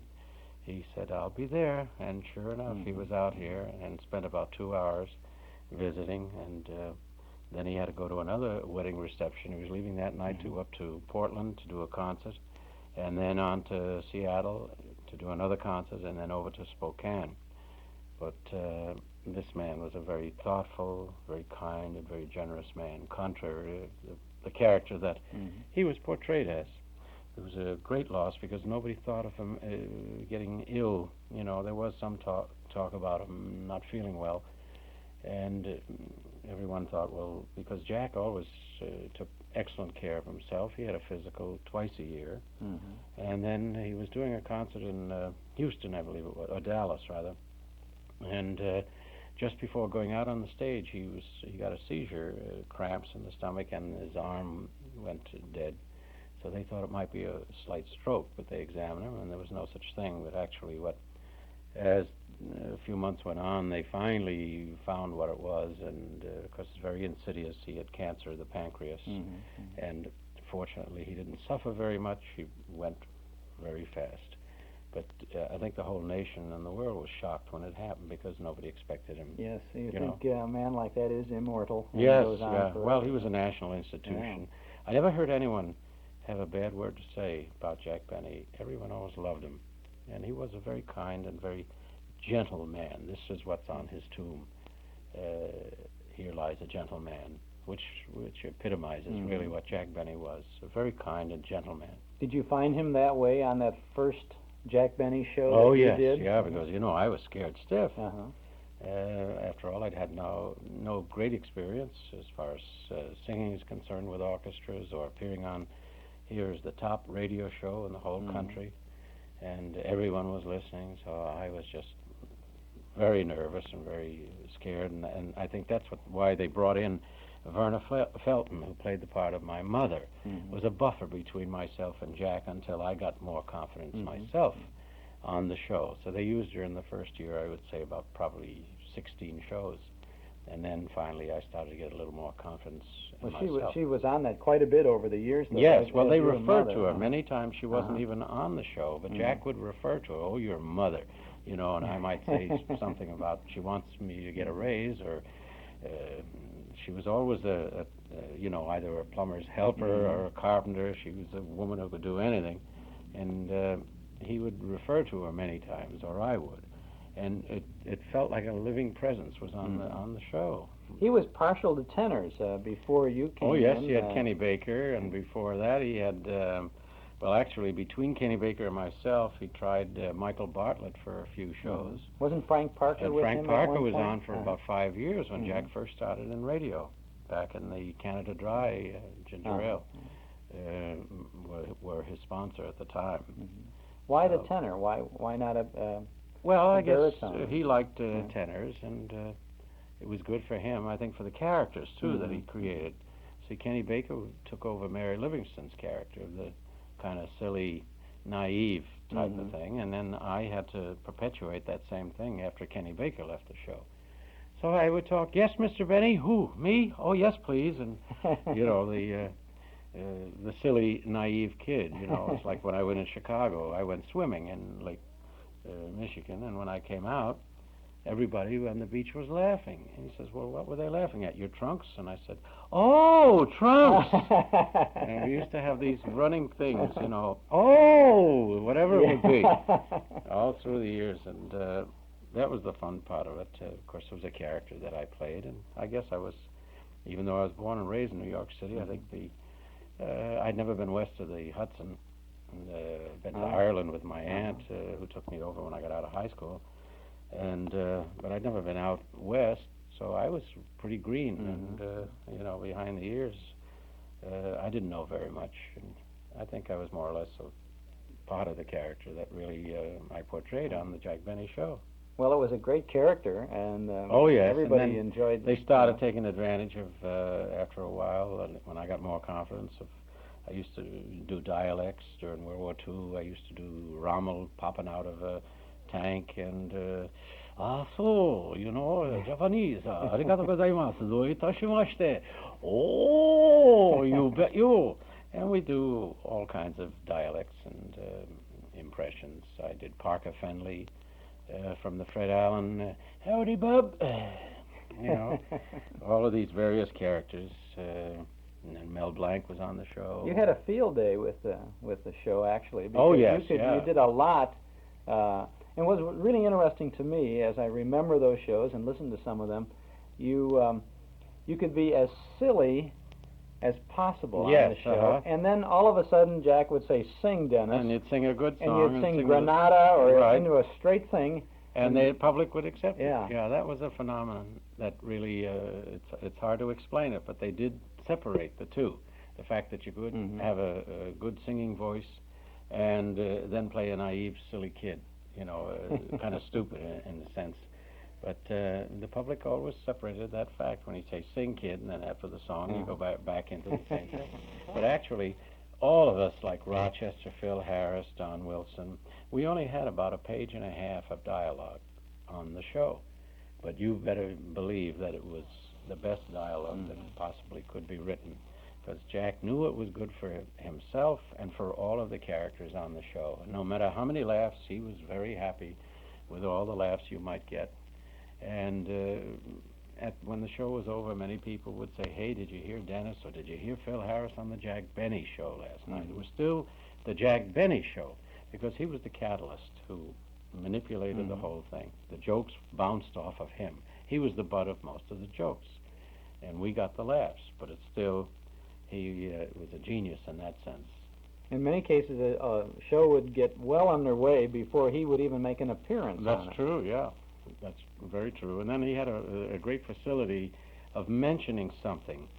You know, I wonder where I put that book or something like that, or where Dennis would be, or whatever's going to happen.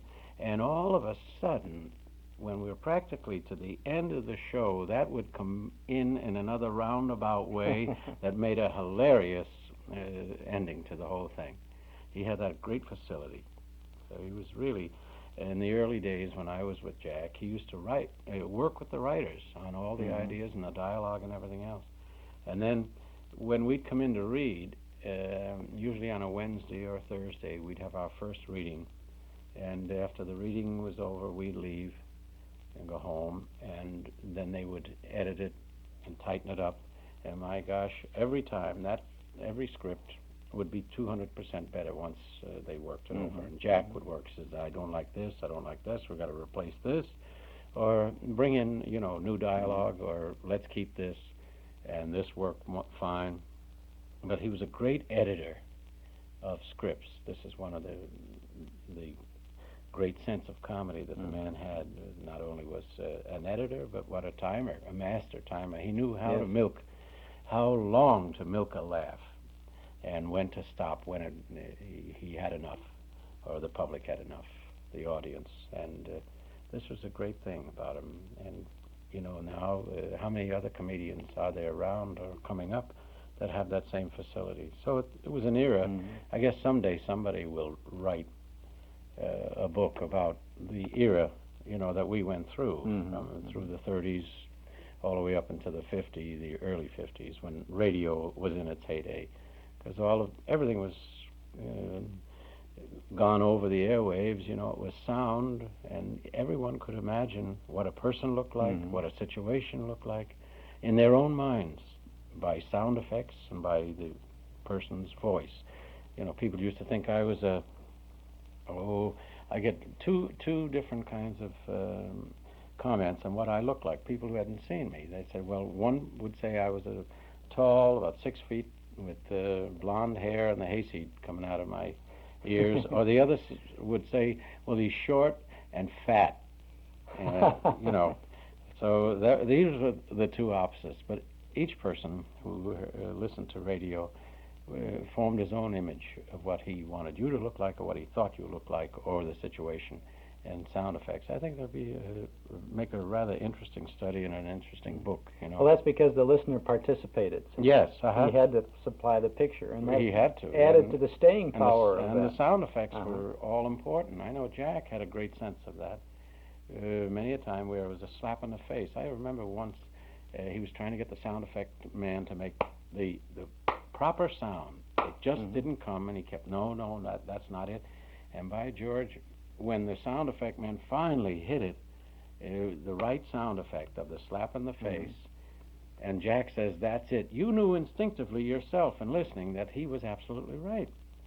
This is a tremendous thing. He was very meticulous about his sound effects. Well, you take the vault that he had, all those tremendous sound effects with the chains and the alligators, which created in your own mind what the vault in his cellar was. It was just amazing.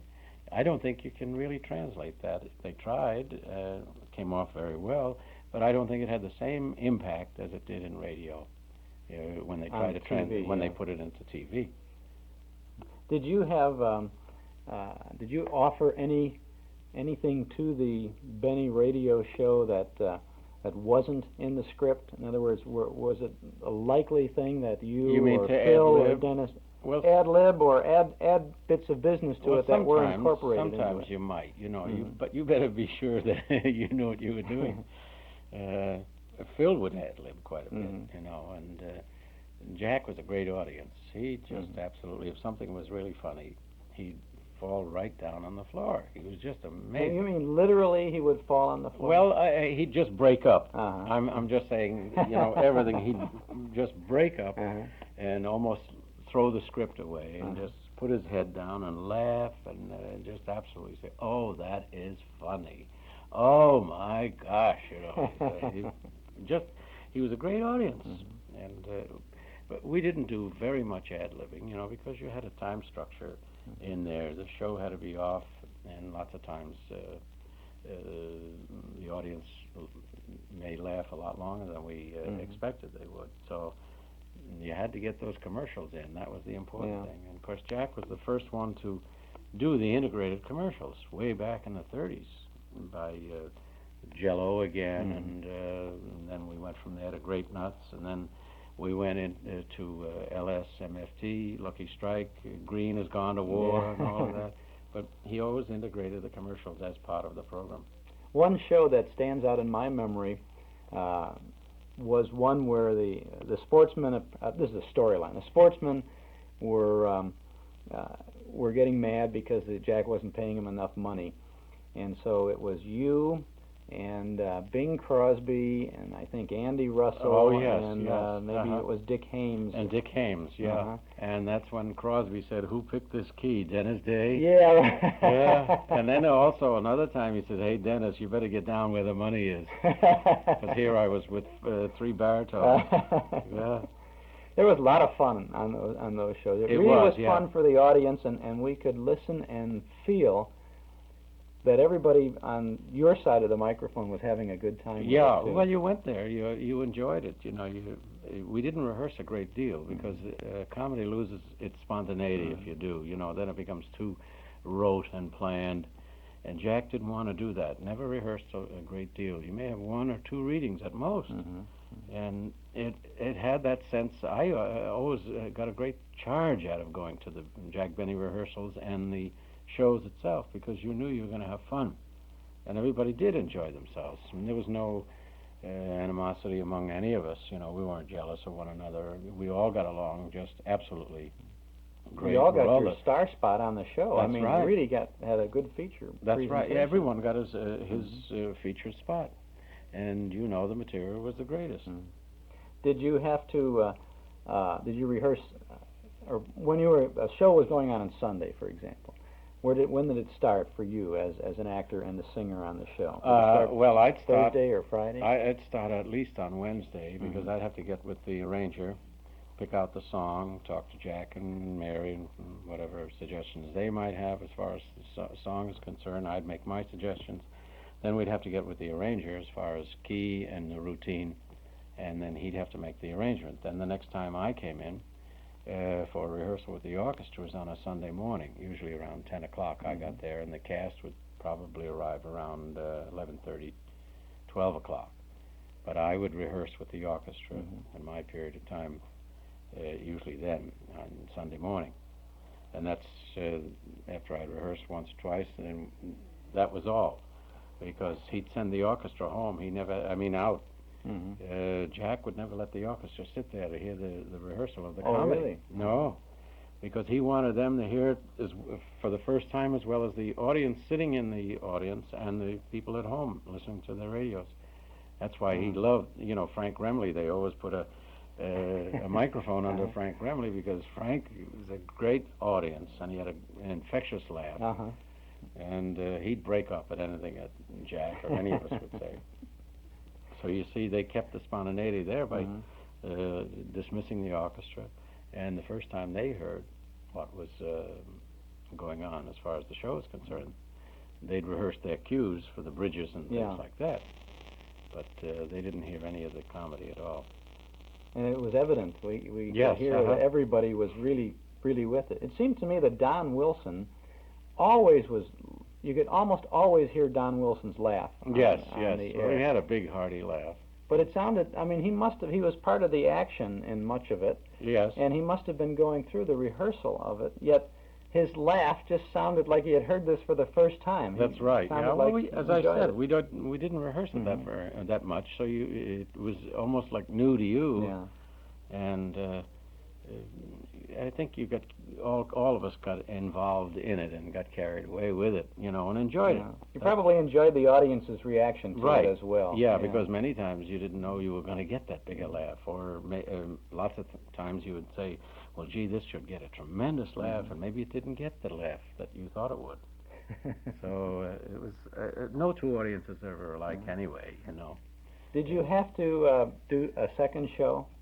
We did in the beginning until, actually, we did a second show until after the war. The first 5 years I was with them. We did one for the West Coast and then one for the East Coast. That was at 4 o'clock in the afternoon, which would be 6 o'clock Chicago, and then 7 in New York. Then we'd come back and do one for the entire West Coast at 8:30 at night. So at 8:30? Yes, 8:30 on Sunday night. And we do that show at that time. So it wasn't until after the war that Bing Crosby, I think, was the first one who started with the tape. And that's when we did go. Actually, well, it wasn't tape then, it was acetate. Still, they didn't perfect that. But they started permitting the recording. They permitted the recording of it and the replaying of it, so we didn't have to do a live show twice. Did you lose the surprise element with the orchestra then on the second show? You must have. Well, a little bit. Jack would change the script slightly. Oh, he would? Yeah. He would change some of the gags that didn't go, or if something needed punching up, they would change it. So it was slightly different. So the West Coast might have heard a better show. Yeah, and then also Fred Allen would come on between the first and the second show. So Jack would have comment about Allen, what he said, on the second show. So that made a little difference too. That was a lot of fun getting involved in all of that. Oh yes, yeah. There was a time when the whole Benny cast did a spoof of the Fred Allen show, and I think it might have been in the same period of time when the Fred Allen show did the same. The same thing of the Benny. It was great fun. It must have been. It really worked for the audience. It did, yeah, because Phil, I think he did the Kenny Delmar, Senator Claghorn, somebody I say, somebody knock, And, and you did the Parker Fenley. Yeah, and then I do the Parker Fenley, yes. When it was after the war and into the late 40s then when you got your own show. I started in 1946, and that went through the season of 1951.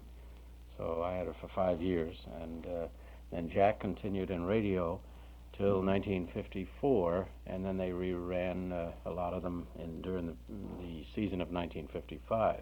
But then he went on to television. He switched over to TV, so I stayed with him until 1964. On TV when he had his regular show. After that, then he did specials. Now, you had, while you were doing the Benny show, you did A Day in the Life of Dennis Day, and Phil Harris was doing I guess it was the Fitch Bandwagon, or at least... Yes, he was doing Fitch, and then he had his own show. The Rexall, Phil and Alice. Phil and Alice, And Jack had no problems with that, with you? No. It was understood at the time, so that's one of the things about Jack. He would come on my show or, to help plug it or anything like that. And he'd refer to it many times on the Jack Benny show, you got your own show and all of this sort of thing. And then, of course, when he moved from NBC to CBS, Phil didn't go with him. And that's when Phil was terminated as far as the Jack Benny radio shows were concerned. And then they brought in Bob Crosby. Right. So, he stayed with it until the show was terminated at the 1954. Then into TV. Now, once Dennis Day got on television in front of the cameras there, did the people who thought that you were tall and lean or short and fat, were they... No, I never got any... how did they react? I never got any adverse reaction. They still accepted it, that I could be silly and everything else with Jack, and it worked out fine. That show that you did on TV, that was RCA Victor? My sponsor was RCA Victor, right. And I was live for the first year and a year and a half, and then the last year we were on film, but of course that was a kiss of death. I went they put me on opposite I Love Lucy, which was the #1 show in the entire country, and I just couldn't get a rating at all, and so that was the end of that. And then Cliff Arquette went on with Jack Parr and stayed with him for quite a few years. And then shortly before his death, he was on the Hollywood Squares. That's right. During all of this time, you occasionally popped up on the big screen, on the motion picture screen. Yeah, I did a couple of pictures at 20th Century Fox and RKO. Weren't you with the... was there a Buck Benny movie? Yeah, that was the first one I was on when I first came out here. As a matter of fact, joined Jack Benny, and that was the first picture I was in, was Buck Benny Rides Again. So I've had a very varied and wonderful career. What are you doing these days? Well, I do personals. I'll be going to Anaheim on the 21st of this month, to San Diego on the 24th. Then I've got to go to a fair in Washington. And I've got a commercial running for Special K right now. And I'll be going into Chicago on the 26th to visit the KRAFT people and do a little thing there. So I just managed to keep busy. You did a little bit of theatrical stuff too, haven't you? Yes, I've done theaters, summer theater, a lot of theater in the round. I did a whole year with No No Nanette with the First National Company with June Allison, and I toured with that for a full year. And I do theaters. I've done Brigadoon. I played the old Melody Top in Chicago and in Milwaukee. So between everything else, I managed to keep quite busy. My wife has an antique and a gift business in Santa Monica. So when I'm on the road, I'm her picker. I love to pick out antiques, and find little goodies here and there. No, we can't put one over on you then. You know all about the... I've been studying. You learn. You make mistakes, you really do. But you also find some nice things. And it's always been a hobby of mine for years also, since I've been with Jack Benny. But now we're kind of making it a business as well. So it's a lot of fun. You've had a lot of fun all through the years, haven't you? Yes, yeah. Keep busy. And of course, I have to when you have 10 kids, 10 kids. I got 5 married and 5 at home. I'm a grandfather 5 times. So, well, it couldn't be that young Dennis Day with the tenor voice, a grandfather 5 times. Yeah, 5 times. So we're all getting old. You're not getting old. You just get better, I guess. Thank you very much for all of your radio days and the TV things that you've done. We've enjoyed them, and we've enjoyed chatting with you today. Thank you very much, Chuck. It's been great.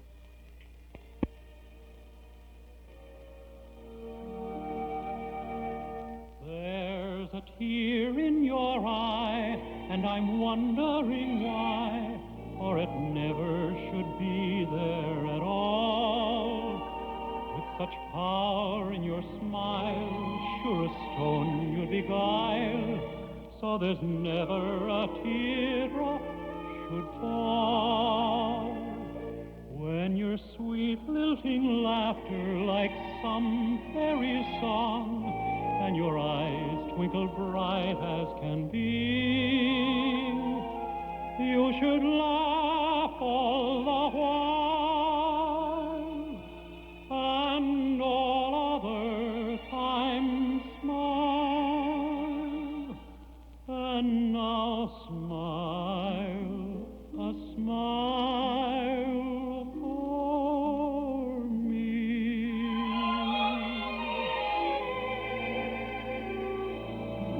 When Irish eyes are smiling, sure it's like a morning spring, in the lilt of Irish laughter, oh, you can hear the angels sing.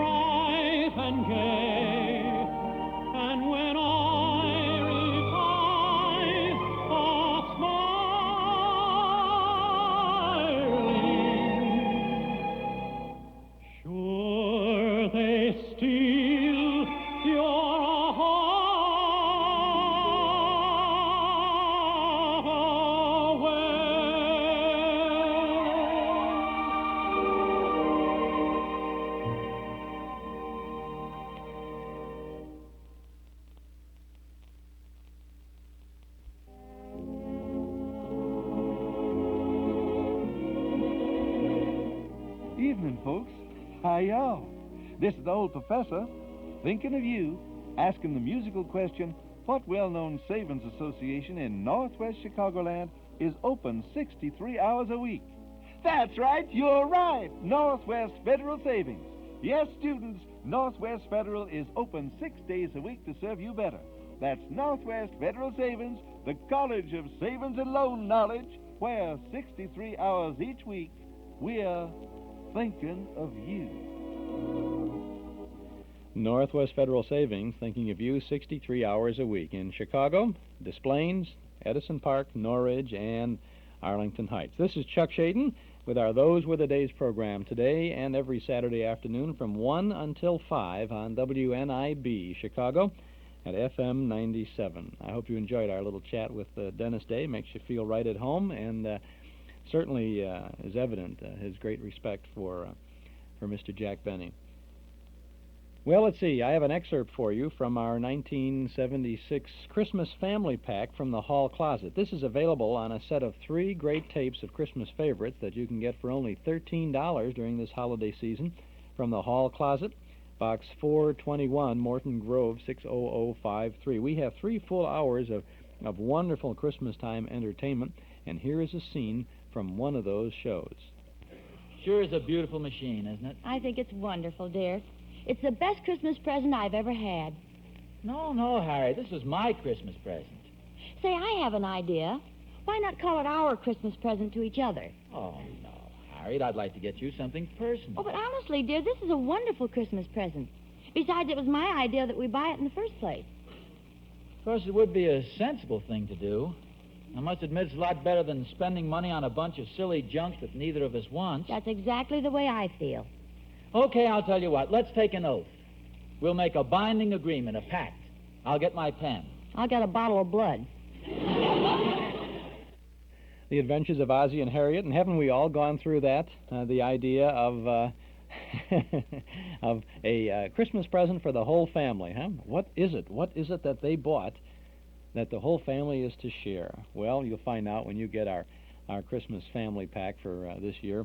The Adventures of Ozzie and Harriet. That's just one of 3 hours. That's just a half an hour of 3 hours of good radio entertainment for the season.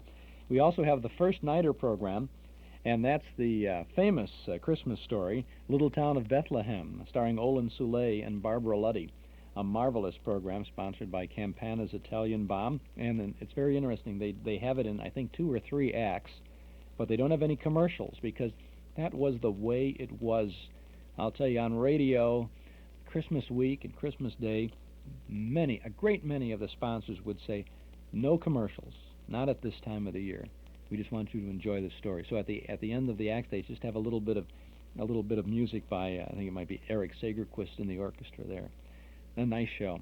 Then we have Duffy's Tavern broadcast about a Christmas visitor. Archie, the manager of Duffy's Tavern, is in a Scrooge-like attitude because he didn't get a big enough Christmas bonus from Duffy. And so he thinks there's no value to Christmas at all, but a visitor enters the tavern and changes Archie's mind. Then we have This Is Your FBI, a story called The Return of St. Nick. The FBI searches for a man who had played Santa Claus for many years, but not to be found this year. Good story from Christmas Eve in 1948. Then there's great Christmas comedy, an hour's worth of comedy sketches. Bergen and McCarthy, Bob Hope and Frank Sinatra, Jack Benny and Fred Allen, and then the Mighty Allen Art Players. This is a wonderful Christmas stocking of classic holiday sounds. Our Christmas Family Pack, 3 cassette tapes, 3 full hours, only $13 from the Hall Closet, Box 421, Morton Grove, 60053. Or you can pick up this family pack at any office of Northwest Federal Savings.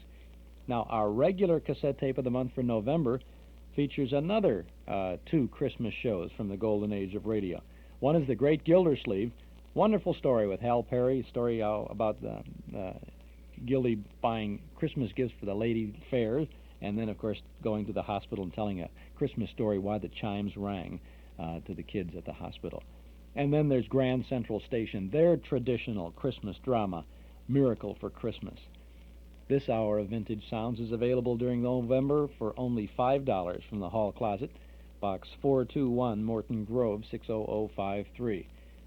If you would like to have all 4 of these tapes, that's our 3-pack Christmas family pack, plus the regular November tape, then send $18 to the Hall Closet, Box 421, Morton Grove 60053, or get them at any office of Northwest Federal Savings or at our Metro Golden Memory Shop at 5120 West Irving Park Road.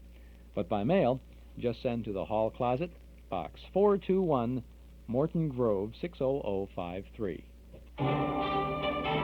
Eden's Plaza Shopping Center, where you can shop with confidence for all the family. Eden's Plaza Shopping Center, where Eden's Expressway, Skokie Boulevard, and Lake Avenue meet at Wilmette. Eden's Plaza Shopping Center, easy to reach, easy to park, easy to shop.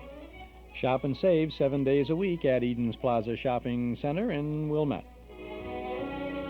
And Eden's Plaza reminds you that beginning next Friday morning, November 19th, the Cinnamon Bear returns to the Hall Closet on WXFM at 8 a.m. every day beginning next Friday.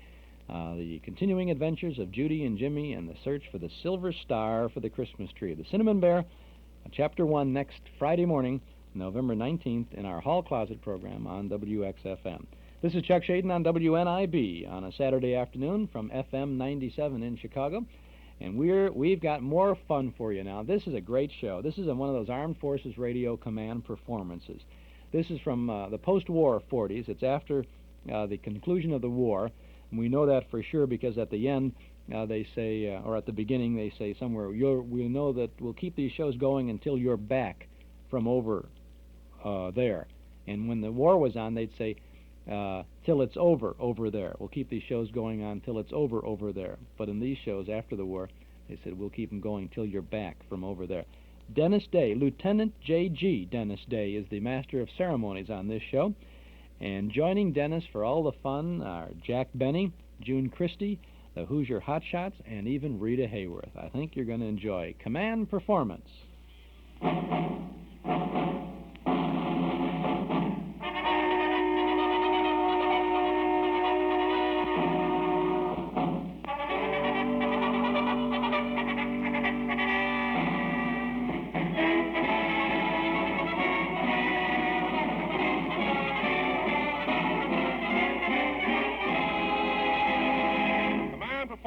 USA, the greatest entertainers in America, is requested by you, the men and women in the United States Armed Forces throughout the world. Command Performance, presented this week and every week till you're back from over there.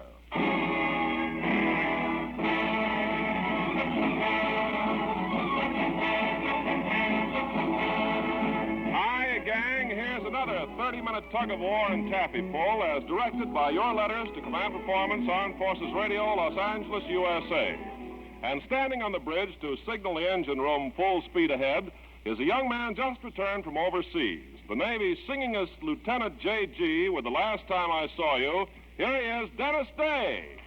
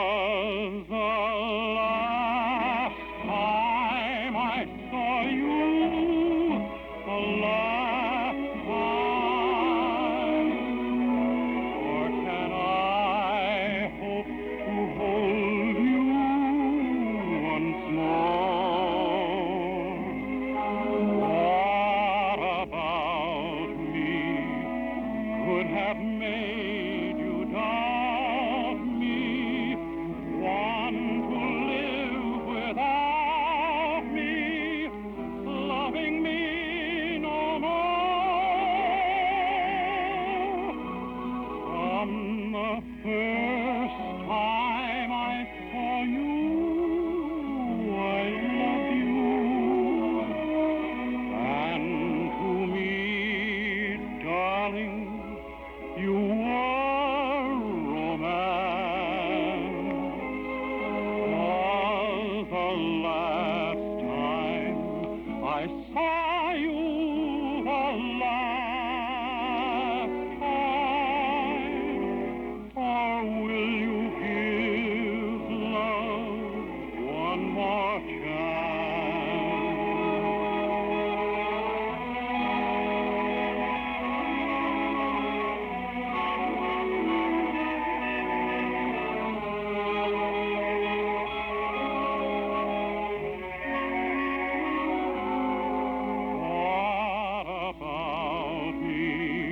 could have made you doubt me, want to live without me, loving me no more.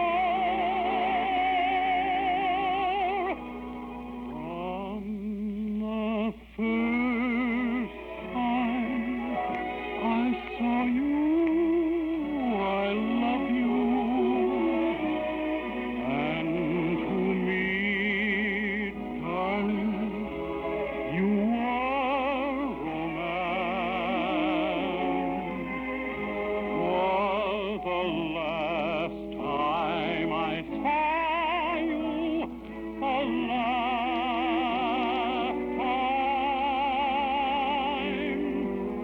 or will you give love one more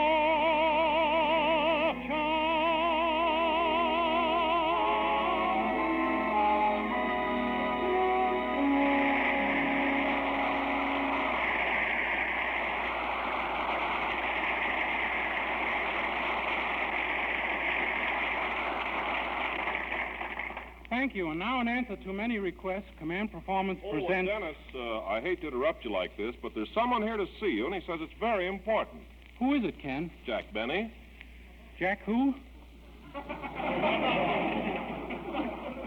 Benny. Benny. Where does he say he knows me from? Dennis, you mean to tell me you don't remember Jack Benny? Benny? Say, it couldn't be that kid I knew in boot camp. Not in this war, Dennis. Now, look, maybe if you saw him again, you'd know him. Come on in, Jack.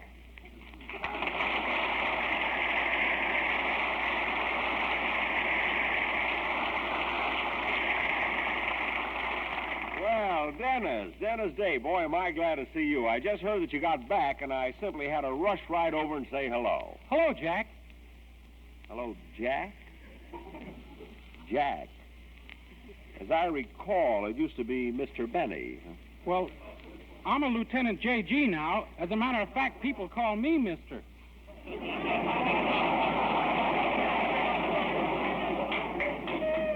Only to your face, Dennis.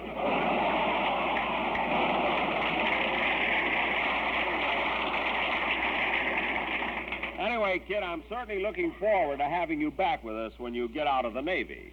Well, I don't know, Mr. Benny. Since I've been in the Navy, I've picked up some ideas that might not fit in with your plans. What do you mean, kid? Well, they give me money every month.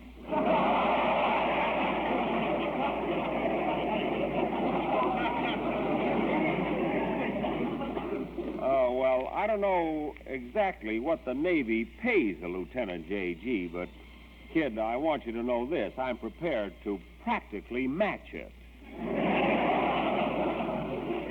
Well, how about subsistence and quarters? Subsistence and quarters?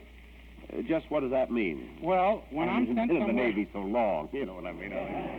Well, when I'm sent somewhere on special duty by the Navy, they pay me $7 a day for expenses in addition to my salary. Oh, fine. After the benefits I've played for the Navy, this is what they do to me. Look, Dennis, I don't like to hold things over people's heads, but there's something I'd like to remind you about. On the last show you did for me before you went into the Navy, remember, we were a little short for time, and we had to cut a half a chorus of your songs. Yes? Well, due to a little slip-up on my secretary's part, you received a check for your full salary.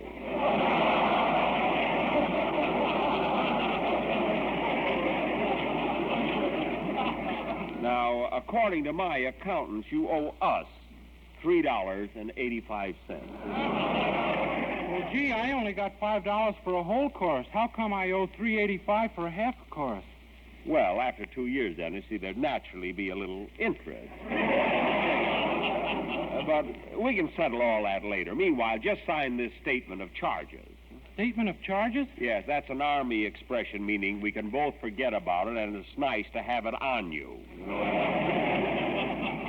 Now, about your contract. Look, Mr. Benny, we'll have to talk about this some other time. I've got to MC this show. MC this. Isn't that marvelous? Take a nice, hard-working kid, put a new bar on his shoulders, and right away he's a big foreman. I'm sorry, you're Lieutenant J.G. Ship. Go right ahead. MC the show. Thank you. Okay, well, Dennis will continue emceeing this command performance broadcast in just a moment here. This is Chuck Shaden on WNIB Chicago, FM 97, with our Those Were the Days program. Old-time radio shows are lots of fun. So are jigsaw puzzles. Actually, listening to the old shows while working on a jigsaw puzzle can give you many happy hours of great fun. Now, if you had a jigsaw puzzle right now, you would be having visual fun, and then you would be having audio fun with our radio shows. We provide both of them for you, too. When you visit our Metro Golden Memory Shop at 5120 West Irving Park Road, jigsaw puzzles, oh, do we have them over there.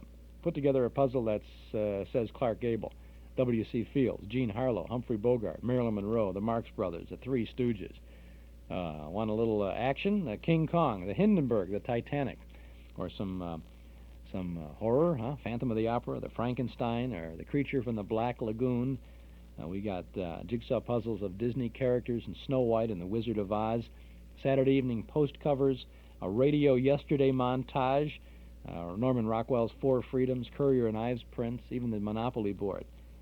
Boy, do we have jigsaw puzzles at our Metro Golden Memory Shop. 5120 West Irving Park Road, just east of Laramie. Come on in and browse. We're open Tuesday and Wednesday from 11 a.m. to 6 p.m., Thursday, Friday, and Saturday till 8. We're open tonight until 8, and from 1 to 5 every Sunday afternoon. Pop over tomorrow afternoon if it's convenient for you. Metro Golden Memories, a nice place to visit. 5120 West Irving Park Road, 2.5 blocks west of Northwest Federal, just across the street from Nelson Hirschberg Ford. And, we've been open now since the 1st of March of this year.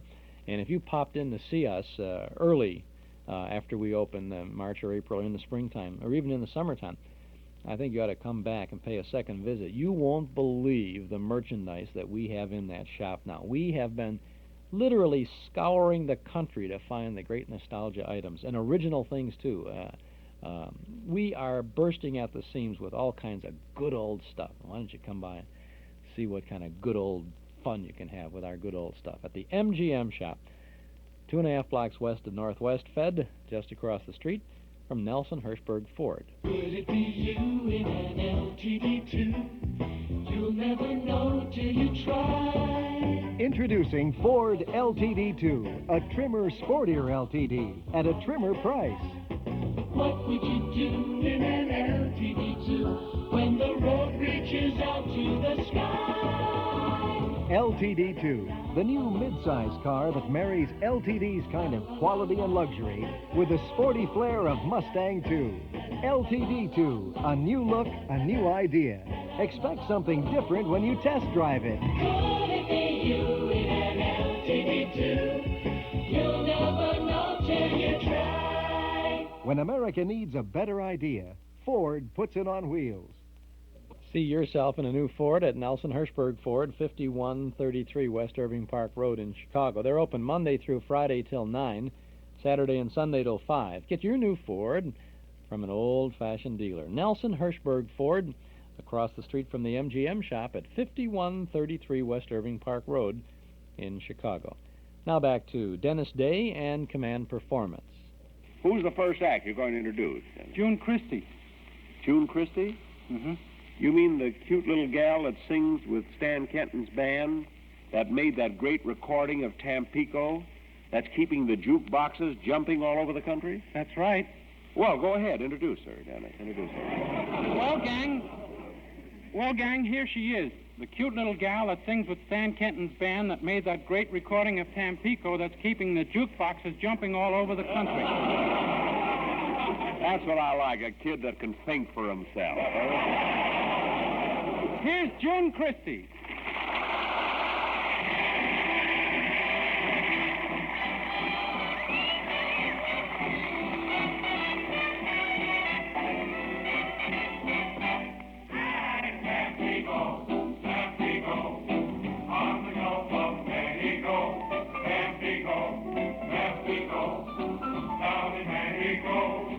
You buy a beautiful shawl, a souvenir for Aunt Flo, fine art made in Idaho. I can't be gone, on the Gulf of Mexico. Can't be gone, down in Mexico. The senoritas they wait when you arrive at the dime. The native costumes they wear are slacks and bobby socks. I can't be gone, on the Gulf of Mexico. Can't be gone, down to Mexico. You buy some pottery there, you beat the luxury tax. You find out when you get home, they sell it cheaper at Saks. I can't be gone, on the Gulf of Mexico. Can't be gone, down to Mexico. You ask a Mexican band to play a rumba down there. He turns and says to the boys, hey fellas, dig that square. I can't be gone, on the Gulf of Mexico. Can't be gone, down to Mexico.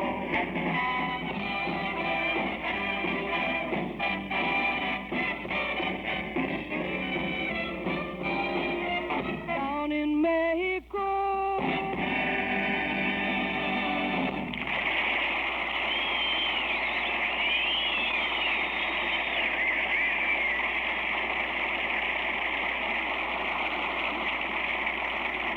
That was swell, June. Oh, boy, what a chassis on that lassie. Oh, brother, has this kid changed? Dennis, you never even used to look at a girl. What caused this transformation? Gosh, Mr. Benny, you ought to know. You were in the Navy once. I see what you mean. Besides, Mr. Benny, was I really that bashful when I worked for you? Bashful?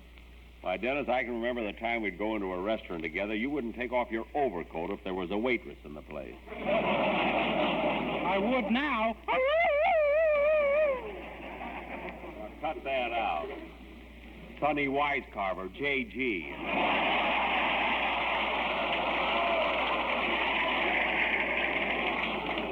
But Dennis, you know, if this wasn't a command show, you couldn't do that gag.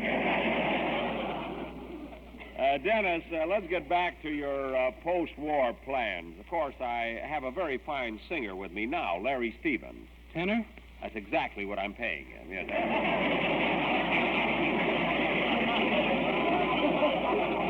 salaries are still way up, you know. But I've got a wonderful idea. I figure with you and Larry both on the show, I could present something entirely new in radio. 2 voices for the price of 1. I mean, 2 voices that sound like one, you see. Well, what do you say, kid? Well, frankly, Mr. Benny, I have another radio offer from a comedian.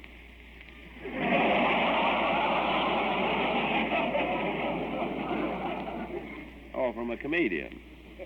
I'm Betty Davis, I suppose. Just who is this other comedian? Fred Allen. Oh, is Fred back on the air again? Certainly Mr. Allen is back on the air. How do you like that? I've been blaming it on the breeze from the Chicago stockyard.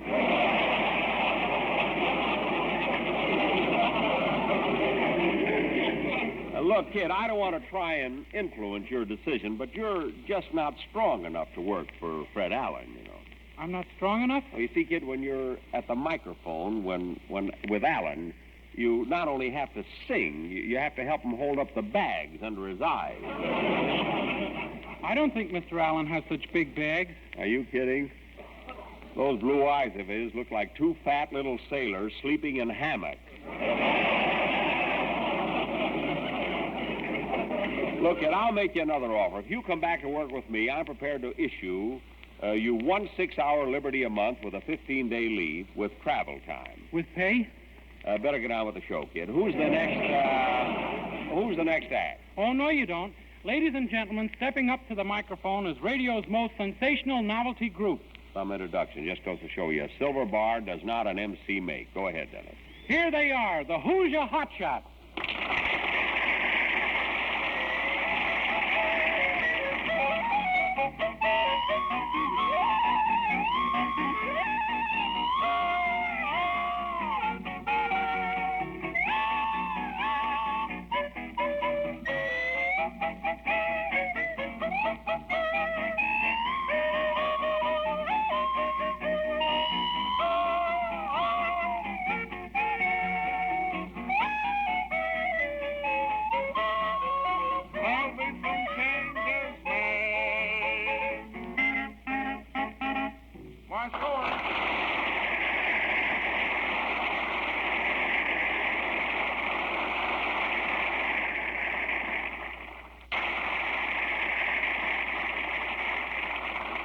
Dennis, I've been thinking this matter over. Maybe I could arrange. Please, Mr. Benny, I have to introduce the Hoosier Hotshot's second number. Oh. Go right ahead, Captain Blythe.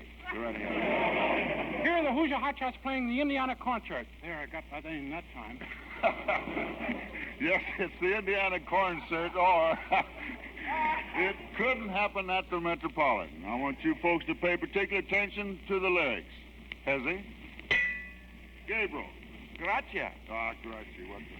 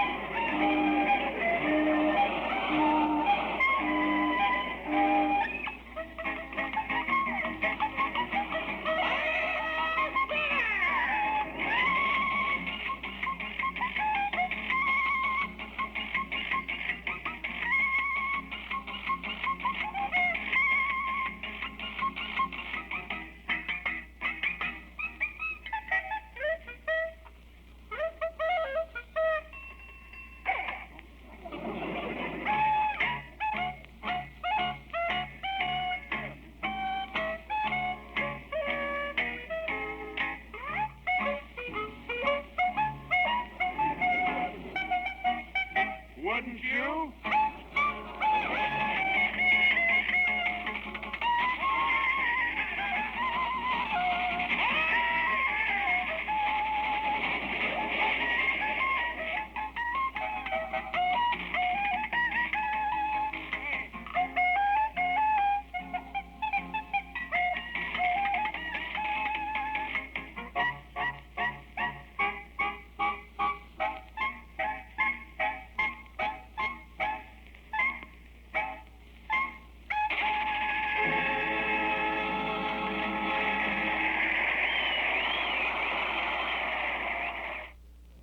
And that's the second portion of Dennis Day's stint as host of Command Performance from the post-war 40s, probably 1945 or very early 46 there, with Jack Benny, and those were the Hoosier Hotshots on there. More of this coming up ahead of us here in just a moment. This is WNIB Chicago at FM 97. I'm Chuck Shaden with you every Saturday afternoon from 1 until 5 with all the good old radio shows. For radio shows, it's Those Were the Days. For Frigidaire appliances, it's Townhouse TV and Appliances over at 7243 West Toohey Avenue. And for Sony Trinitron Color TV, it's also Townhouse. And for the new Betamax videotape recorder, it's Townhouse TV and Appliances. There has never been a better time for you to visit Townhouse. These are the folks who know television, they know appliances, and they know people, and they care about every one of you. And if you get your new TV or videotape recorder or appliance from Townhouse between now and Christmas Eve, you can purchase a Lionel Rock Island Line train set for only $9.95.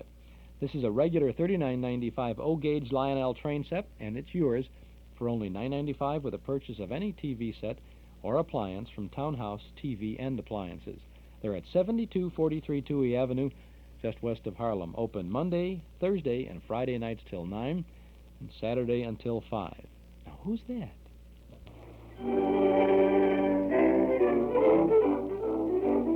And here's the Cinnamon Bear. Yes, it's the Cinnamon Bear, Patio Cinnamon and his friends Judy and Jimmy searching for the silver star for their Christmas tree. They'll be coming your way every day, Monday through Friday at 8 a.m. on our Hall Closet program on WXFM at 106 on your FM dial, beginning Friday morning, November 19th. Join us for the exciting Christmas-time adventures of the Cinnamon Bear as Patty and his friends travel to Maybeland, where they meet the Crazy Quilt Dragon, the Wintergreen Witch, Snickers Snack the Crocodile, Jack Frost, and even Santa Claus. The Cinnamon Bear, the classic Christmas story, every day at 8 a.m. on our Hall Closet program on WXFM, beginning Friday morning, next Friday morning. Yeah, it's getting close. That time is coming again. Next Friday, November 19th.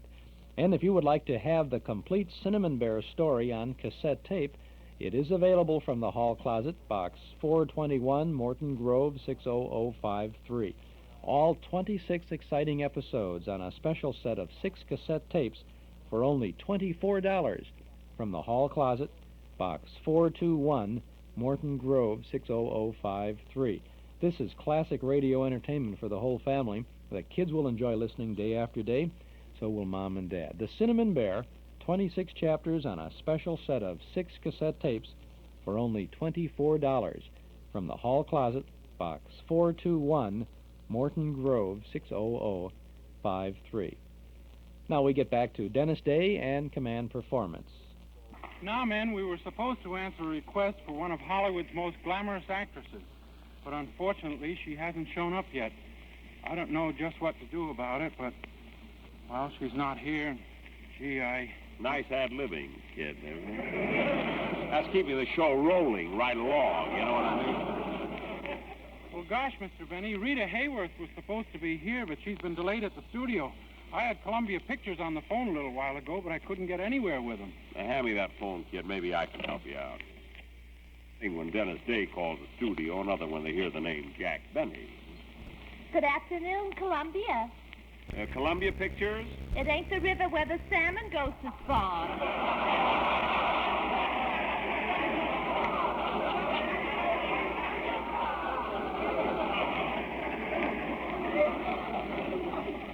Don't be so fresh. I'd like to talk to Rita Hayworth. I'm sorry, but I'm not allowed to disturb her. She's on the set. It'll be perfectly all right. I'm a friend of hers. This is Jack Benny. Whose friend did you say you were? Jack Benny. I'm Jack Benny. I'm nobody's friend. I'm a friend of Jack Hayworth. Rita Hayworth. Oh, you're Jack Benny. Yes. Well, I'm sorry I infringed on your nickel.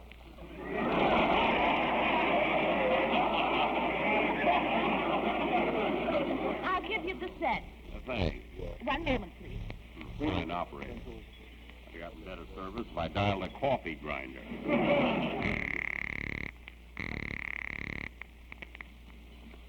Stage 3.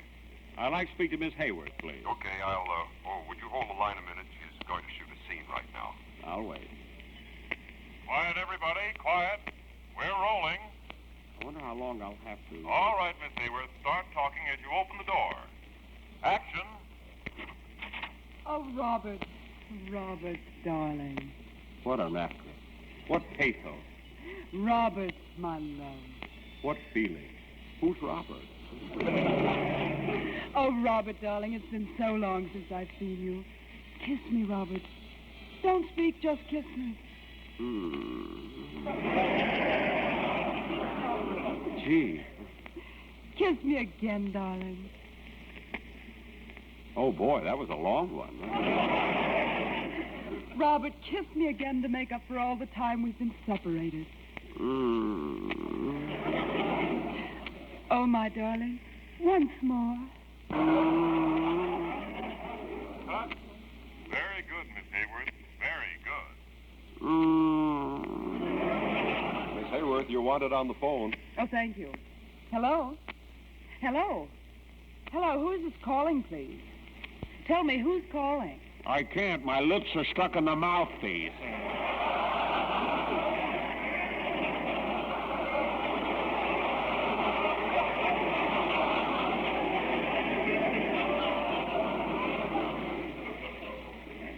I said,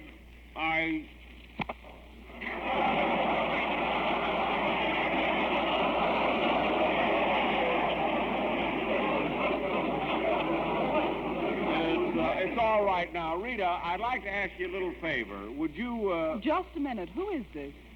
Can't you guess? Well, really, I haven't the slightest idea. Oh, come on, guess. Well... Now, I'll give you a hint.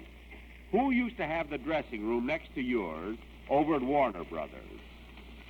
Oh, hello, Ingrid.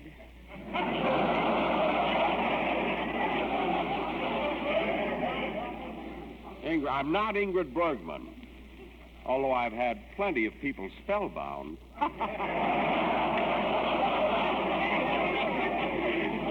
Look, Ingrid's dressing room was on one side of yours. Now, who was on the other side? That was the washroom. Only part of it. Rita, this is Jack Benny. The reason I called you is I'm over here at Command Performance. Oh, Dennis Day's program. Yes, he's here too, huh? Well, I'm sorry I've been held up. I'm very anxious to come over to Command and answer the request. Well, by the way, Rita, what is this request you're answering?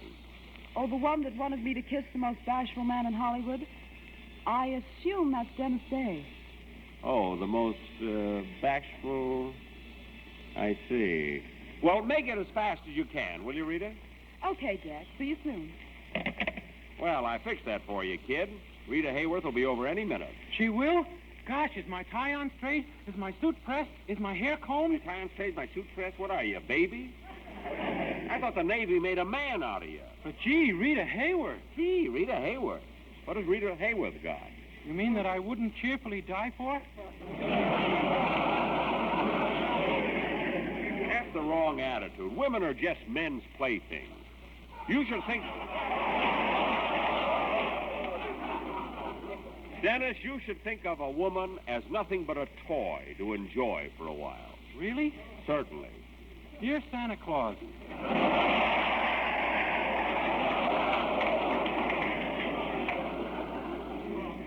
No, Dennis, you'll never get anywhere with women unless you're sophisticated and suave. When Rita gets here, you gotta act cool, aloof.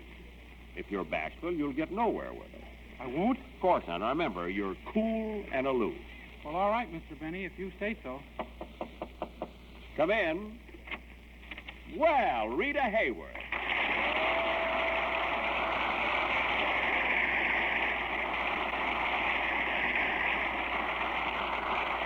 Hello, Jack. Hello, Jack. Hello, Rita. How are you, Dennis? Cool and aloof, thank you.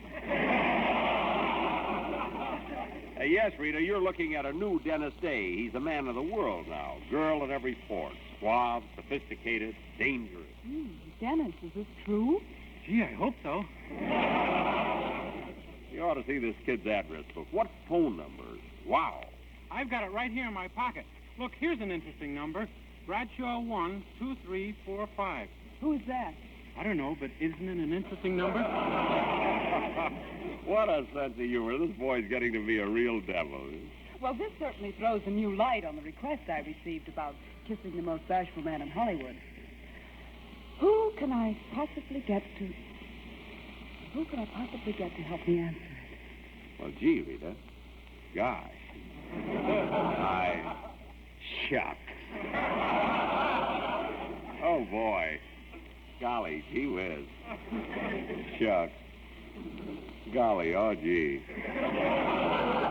Gosh, all Willikins. Heavens to Betsy yet. Gee, shuckin'. For goodness sakes, Jack, what's wrong? Why are you twisting your hat like that?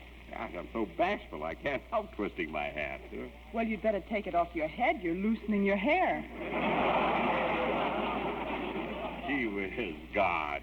Mr. Benny, what's the trouble? I've never seen you act this way before. You wouldn't understand. No man of the world could appreciate the feelings of a shy kid like myself. Look, Jack, you're just angling for a kiss. I came down here to answer a request to kiss Dennis Day, and that's just what I'm going to do. You're going to kiss me? Gee whiz.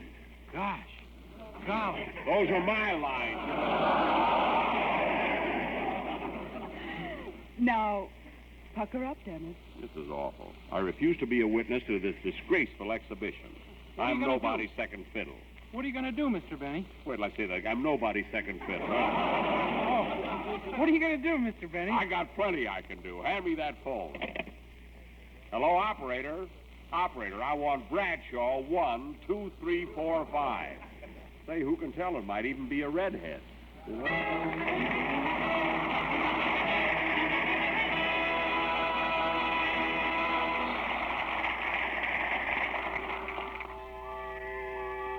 And now, men, here's a song I hope you'll enjoy. It's called J'attendrai, I'll Be Yours. J'attendrai le jour et la nuit, j'attendrai toujours en retour. J'attendrai à l'oiseau qui s'enfuit, qui a cherché l'oubli dans son nid. Le temps passe encore en m'attend tristement. Oh, ma cour plus lourde. Et pourtant, j'attendrai ton retour.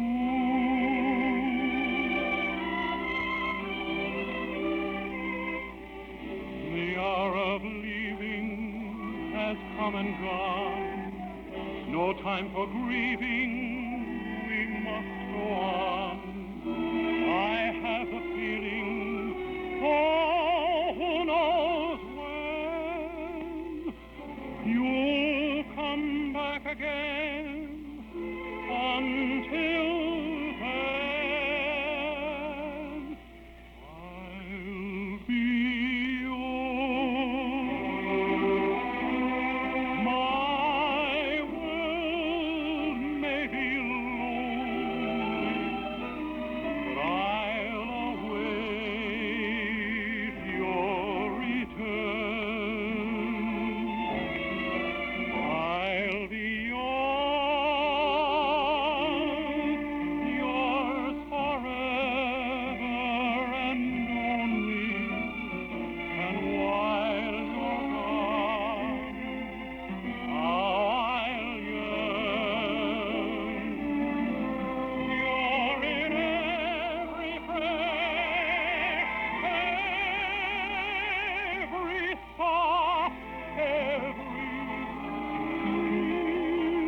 dream. Dear, you're everywhere. Come what may, night and day, I'll be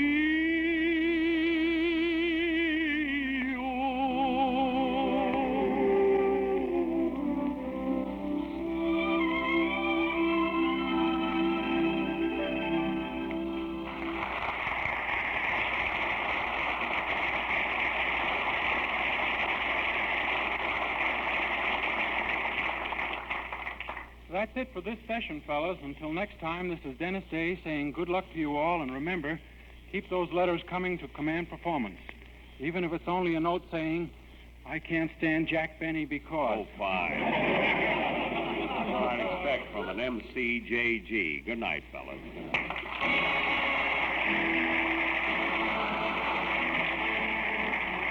This is the Armed Forces Radio Service. Command Performance, post-war 1940s with Dennis Day and Jack Benny coming in to give Dennis a hand there. I think Dennis might have been a little nervous at this show here, taking the lead of something like that. Because it was just after that, after he got out of the service, that he started his Dennis Day radio show, as you heard him mention in our conversation a little earlier this afternoon. And then come off pretty good, though. It was a good show. I'm glad to share it with you this afternoon on our Those Were the Days program here on WNIB Chicago, FM 97. My name is Chuck Shaden, and in that conversation that we had with Dennis Day, you heard him talking about his TV show, the Dennis Day TV show with Cliff Arquette as Charlie Weaver. Even did a little imitation of Charlie Weaver. We have a Dennis Day TV show to share with you if you would like to come to the Memory Club tonight. It's our Lucky Strike Extra for this evening. As I've said before, we rarely mention our extra in advance. But because we're doing an afternoon with Dennis Day today, we thought you should know that our extra tonight will be an episode of the Dennis Day Show from the 1952-53 season with Charlie Weaver. It's a warm-hearted show and a nice comedy, and I think you will enjoy seeing Dennis Day as he was about 23 years ago. The Dennis Day we know and love. He just never gets any older. And, you know, I didn't mention this before, but he looks exactly the same as he always did and does. He's got that boyish face and figure, and he's just a very nice gentleman, Mr. Dennis Day. We'll have a Jack Benny show from 1957, a broadcast from 57 in just a little while here on our Those Were the Days program. Dennis Day at the Memory Club tonight with our regular feature, The Tenderfoot from 1932, starring Joey Brown and Ginger Rogers. Our Memory Club movie begins at 8 o'clock. Doors open at 7:30. Dues are $1.25 a meeting, payable at the door. Northwest Federal's Community Room is where we meet, and that's at 4901 West Irving Park Road in Chicago. Our Nostalgia Newsletter and Radio Guide contains the advanced listings of our Memory Club features, so you always know what's in store for you. The Nostalgia Newsletter and Radio Guide keeps you well informed as to all of the activities that we have. We are kind of the center of pleasant memories for the metropolitan Chicago area, and so we put it all down in our newsletter and get it out to you so you know what's what, when it is, and where it's happening. And that's the way you can pick and choose the good old sounds and ideas and things that we have to offer from the past. Lionel Barrymore, in his role as Ebenezer Scrooge, is on the cover of the next Nostalgia Newsletter and Radio Guide, our December issue. And that's just the first of 32 pages of fun and memories that you'll always have at your fingertips when you subscribe to our little Nostalgia Guide. A one-year subscription to our little magazine is now only $7, and you can subscribe right now if you'll call us here at our studio at 545-2260. That's 545-2260. Just give us a number. We'll begin your subscription with the December issue. We'll include an invoice for 12 months of good reading and good information. 545-2260. Page after page of photos and memories of not so long ago. With the complete schedule of our radio broadcasts on WXFM every week morning.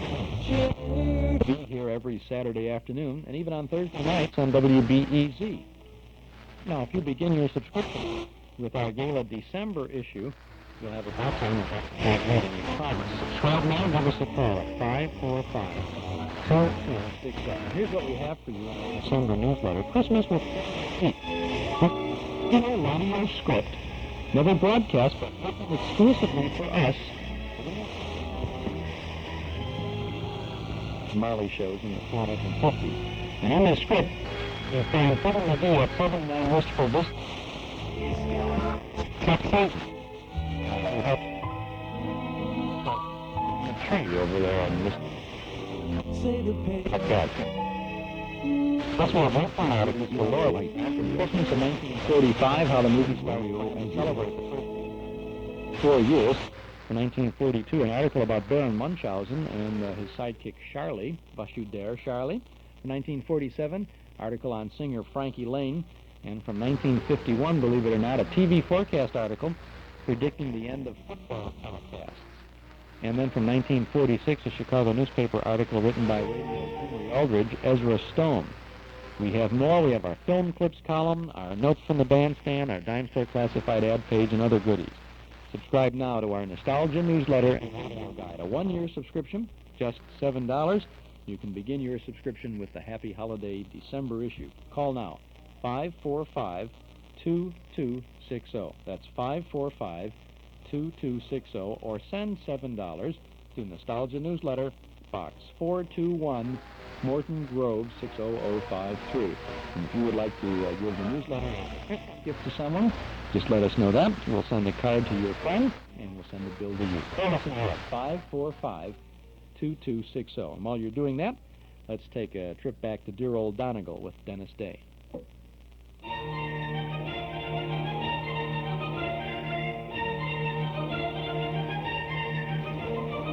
seems like only yesterday I left the port of Cork, and on a ship from Old Erin's Isle I landed in New York.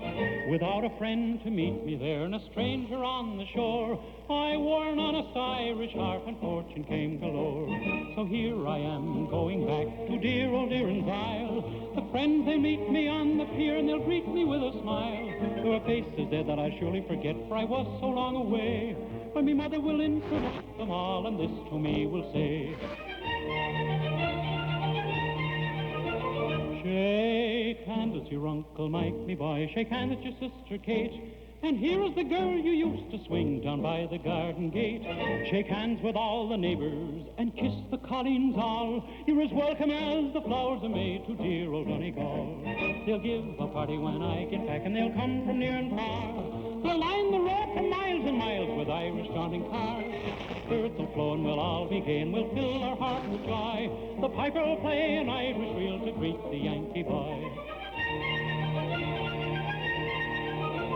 For tomorrow off to the church I'll go, and wedded I will be to my pretty little Colleen Bond, sweet Biddy McGee.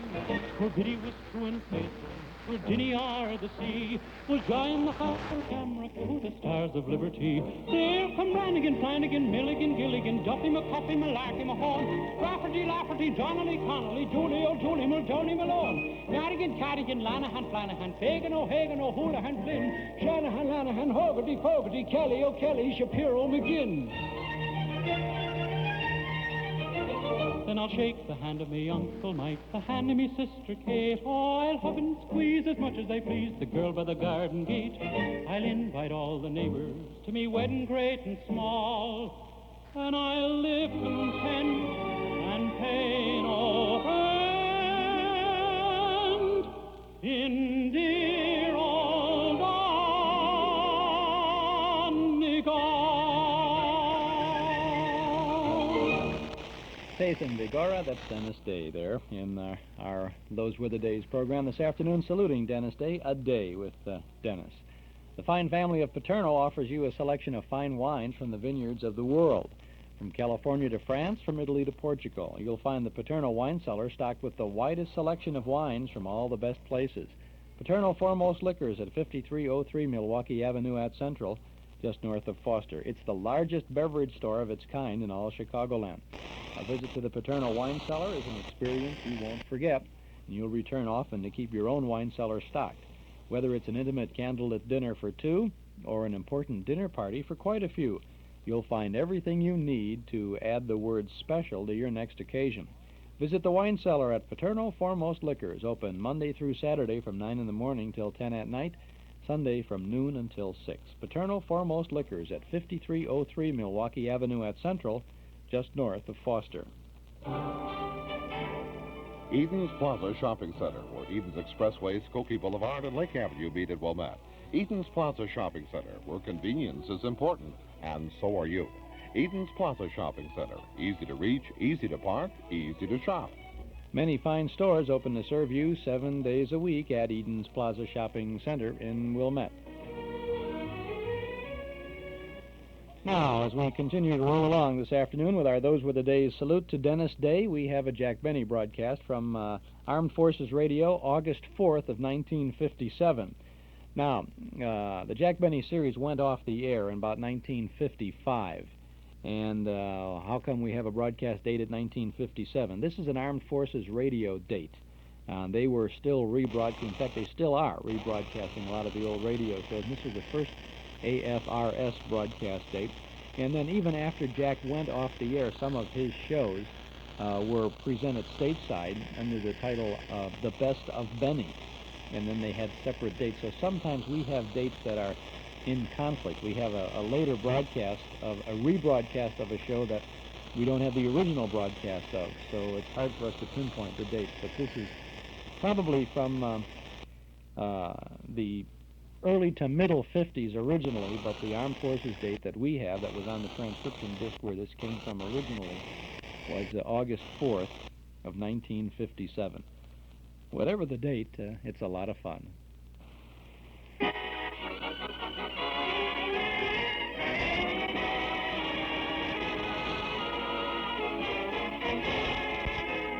The Jack Benny Program, starring Jack Benny with Mary Livingstone, Rochester, Dennis Day, Bob Crosby, and yours truly, Don Wilson.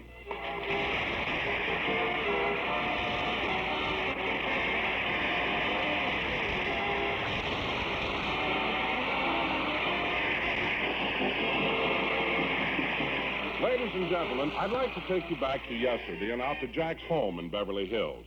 It's a typical morning in the Benny household, and as we look in, Rochester is busy in the kitchen. Well, I better finish squeezing these oranges. Yeah, that looks good. Orange juice is so wonderful when it's fresh. There's something about it when the oranges have been picked right from the tree. We sure are lucky the Colemans have one. I remember the argument they had the first time Mr. Benny picked them. He told Mr. Coleman that while it was his tree, since that limb was growing over into our yard, it was our legal property. I thought the boss was wrong, too, but the Supreme Court upheld it. Well, that finishes the orange juice. Now to put the coffee on. Good night, sweetheart, till we meet tomorrow. Good night, sweetheart. Oh, Polly, I forgot to take the cover off your cage. There you are. Oh, what a beautiful morning.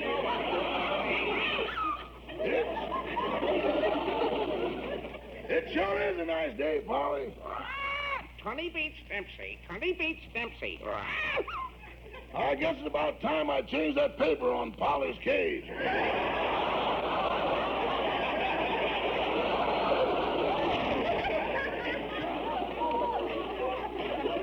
Well, I better get her something to eat. Oh, good morning, Mr. Benny. Good morning, Rochester. Here's a nice big glass of fresh orange juice. I don't want any. Oh. Well, what do you want for breakfast? Nothing.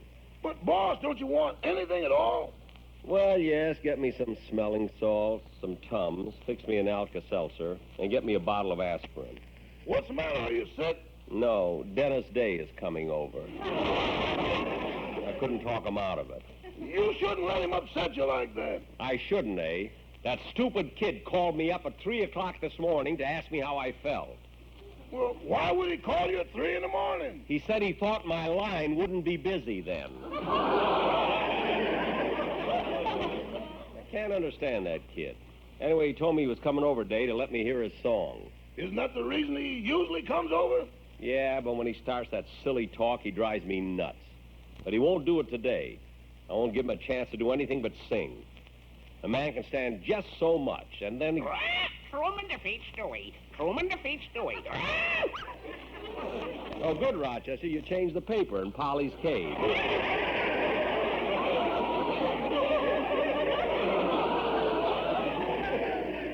Forgot it, man, Rochester? It didn't come yet, but you do have one important phone call.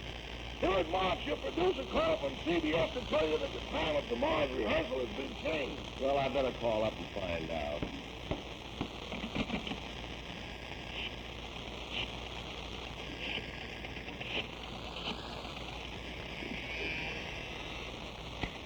Hello, CBS, the star's address.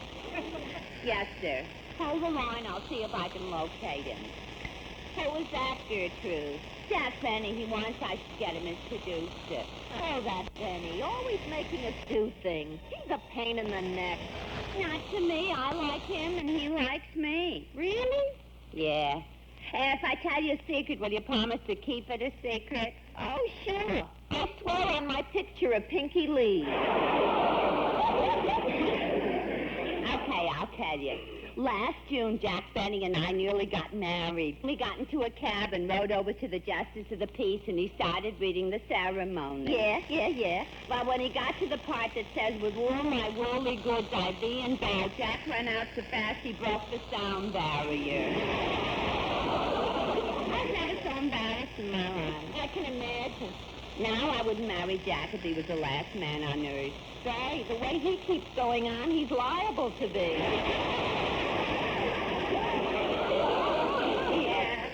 Anyway, I'm glad I broke up with him. I've started going out with Dennis Day. That dumb kid. Who, Dana Stay? Yeah. He's so dumb he thinks the English Channel is where you watch old pictures on television. Well, get her. A regular Imogene cuckoo. You know, Mabel, sometimes you think you're so... See, Mr. Benny's sure impatient. I'm sorry, Mr. Benny, but your producer isn't in. Oh, well, keep trying. But when you get him, Gertrude, tell him... Gertrude, did you feel that? I was positive I felt an earthquake. Oh, well, goodbye, Gertrude. Funny, I was sure I felt an earthquake. The whole room shook. Hello, Jack. Oh, Don, what a relief. What was you? I let him in, Mr. Benny. Oh, Don, when you came in, the whole house shook. I can't understand why they didn't feel it down at CBS. It's only 6 miles. Now, wait a minute, Jack. I'm getting awfully tired of all these remarks about my size. But, Don... I'm probably lighter on my feet than you are. Why, last week I went to Arthur Murray's for some dancing lessons, and he was amazed. Really? Yes, he said I danced like a big, fat Nijinsky. Don, this... Wait a minute. Look, Don, this I don't understand. Me, you ball out, and yet you yourself make jokes about your size. I know, Jack. You see, when you do it, it's an insult. But when I pull a joke at my own expense, it's different. Shows I am a good sport and can take it. Like, well, for instance, you'd be the first to admit you're a lousy violinist. The second, I'm the first. You keep out of this. Don, what'd you come over for? Jack, I brought the Sportsman Quartet with me. I saw them, but I didn't want to say hello to them because I'm sick of that Why don't you just have them go ahead and let me hear their number? Jack, I didn't bring them over to sing to you. Well, that's what you always do. I know, but this is different. You know, Jack, every time you go anywhere, they come over and sing goodbye to you. And when you come back, they welcome you home with a song. But today, they want you to sing to them. Well, why? It's their birthday. Well, I'll be... Wait a minute. Did you say today is their birthday? Uh-huh. All 4 of them have the same birthday? I'll tell you something that's even more amazing than that. They were all born in the same town, Storm Lake, Iowa. No. Yeah, Jack, and in the same hospital. What a coincidence. Only my idiot writers would think of a thing like that.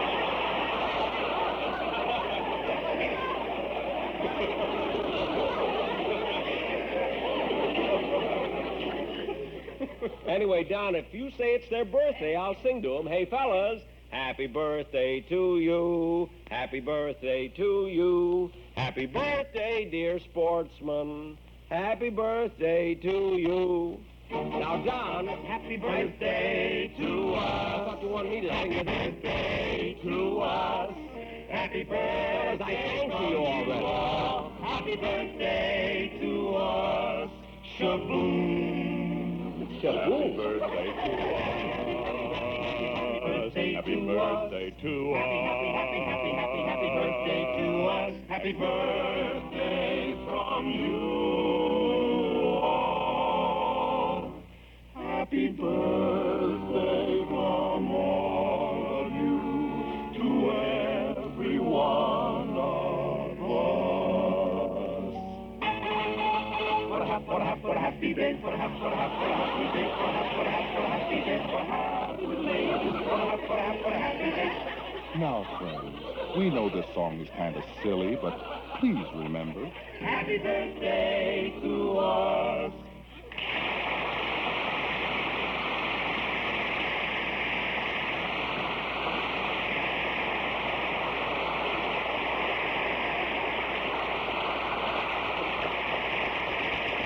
Fellas, that was really great. And Don...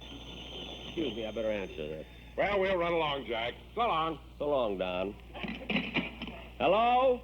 Hello, Jack. This is Charlie Bagby, your piano player. Oh, hello, Charlie. I'll tell you what I'm calling you for.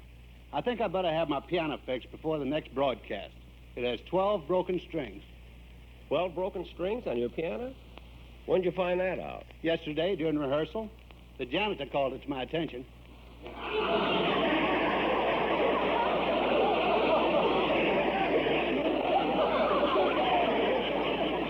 Charlie, do whatever you want to, will you? Okay, and another thing. You're going to have to do something about Remley. Frankie Remley? What's wrong now? Well, he's gotten so high-hat you can't do a thing with him. Remley? High-hat? Yeah, now he has to have a glass. He won't even drink out of a bottle anymore.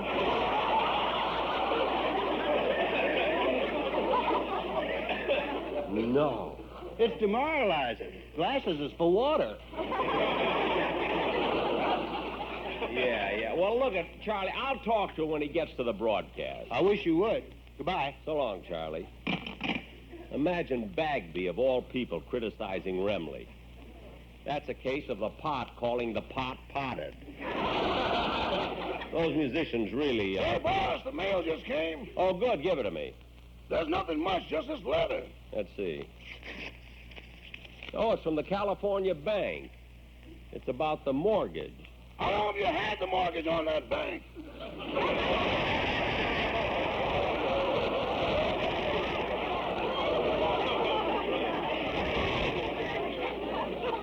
Oh, just a few years. They pay regularly. Say, Rochester, I haven't had a thing to eat yet. Fix me a sandwich or something, will you? Yes, sir. Want me to answer the door? No, you go make the sandwich. I'll answer. Well, what a surprise. Hello, Mr. Benny. Mr. Kitzel.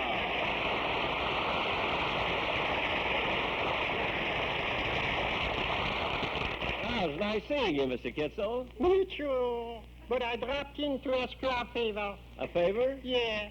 From now on, when you're driving to the radio studio, could you possibly give me a lift?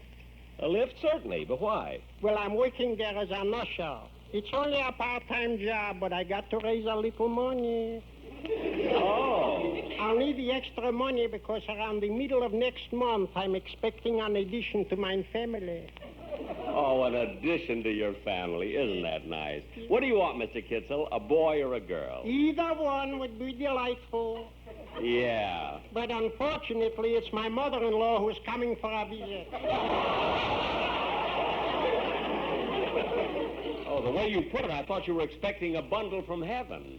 A bundle she is, but from heaven this is doubtful.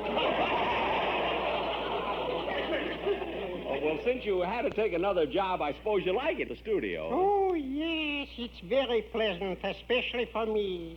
I love to be around show people, so exciting. You know, actors, musicians, and singers, especially singers. Oh, you like good singing, huh? Definitely. On this subject, I'm a connoisseur. I collect records and everything. Really? Well, tell me, who's your favorite singer? Nat King Cole. No, Mr. Kitzel. No, it's not King Cole. It's King Cole. Cole. Cole, cool. He's real gone. Yes, I know. Well, Mr. Kitzel, from now on, I'll give you a lift whenever I go to the studio. You are lovely, gentlemen. Thank you. Goodbye, Mr. Goodbye. Goodbye, Mr. Kitzel.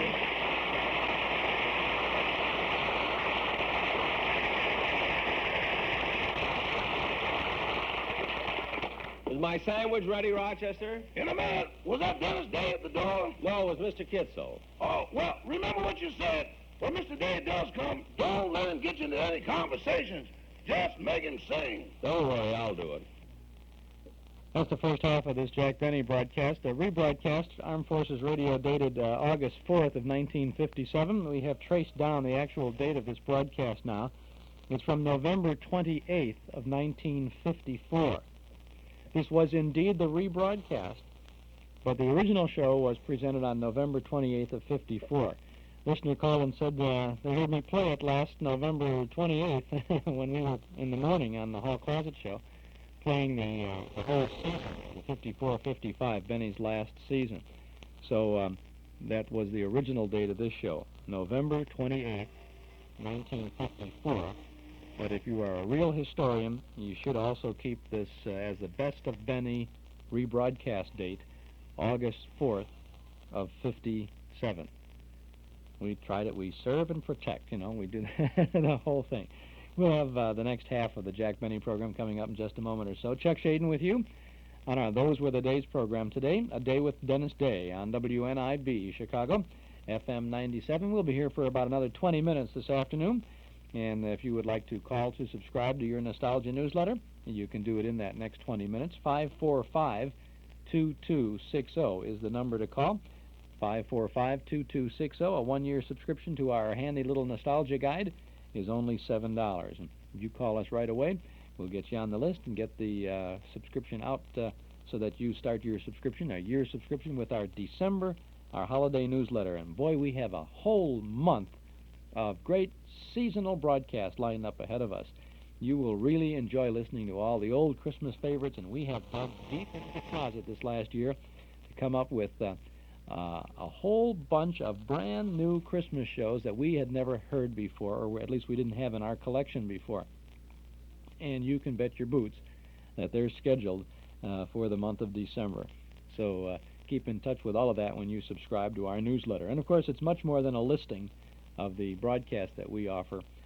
Articles from and about the past, original articles, and lots of other little bits and pieces of information. 545-2260 is our number.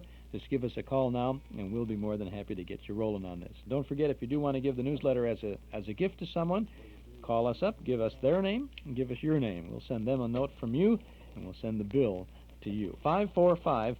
545-2260.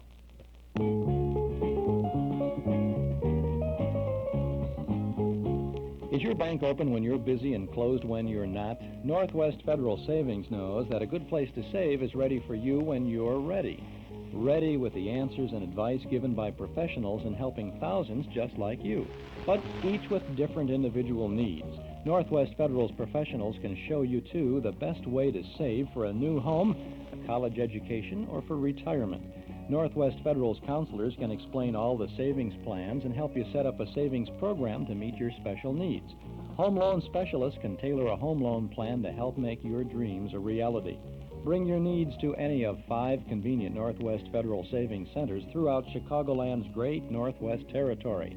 If you think your needs are special, so does Northwest Federal Savings. All the time, because Northwest Federal Savings keeps the best hours yours. It's Northwest Federal Savings Time, 63 hours a week. Now let us return to this Jack Benny program, and you'll find a lot of fun ahead of us with Dennis Day. Oh, Rochester, instead of coffee, I'll have tea today. Yes, sir. Want me to get it? No, that must be Dennis.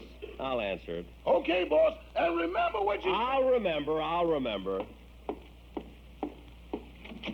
Hello, Mr. Benny.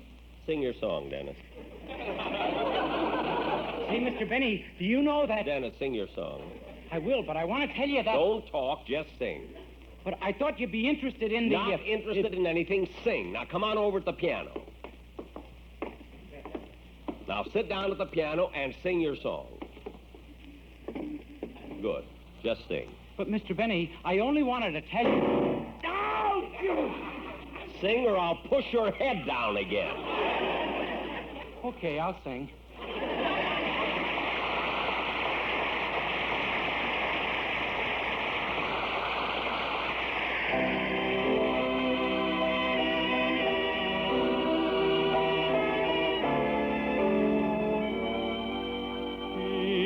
Because you come to me with not save love,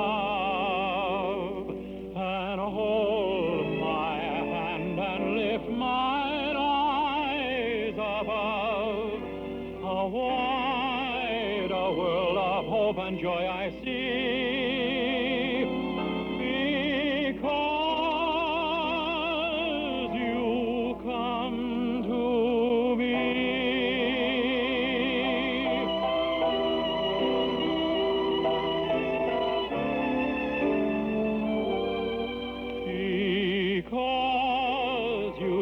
To me in accents sweet, I find the roses waking round my feet, and I am led through tears and joy to thee, because you speak to me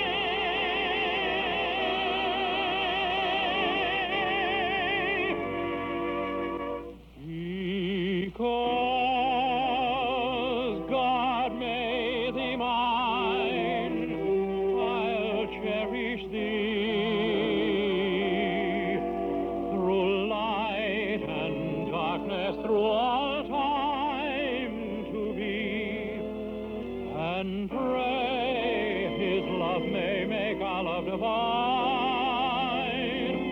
because God made thee mine.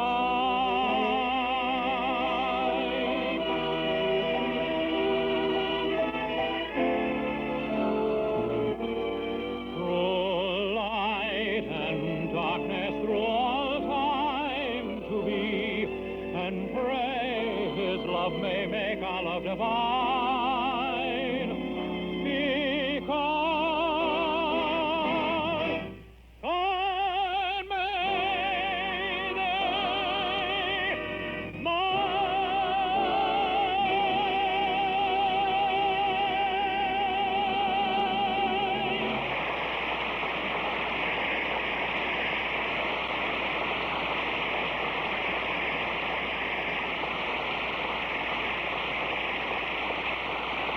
Mr. Benny, now that I'm finished my song, I think I ought to tell you... Don't tell me a thing. You came over to sing your song, you sang it.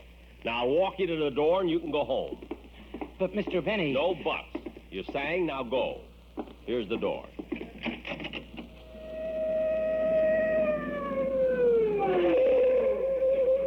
The fire engine. I wonder why it's stopping here. I tried to tell you, your house is on fire.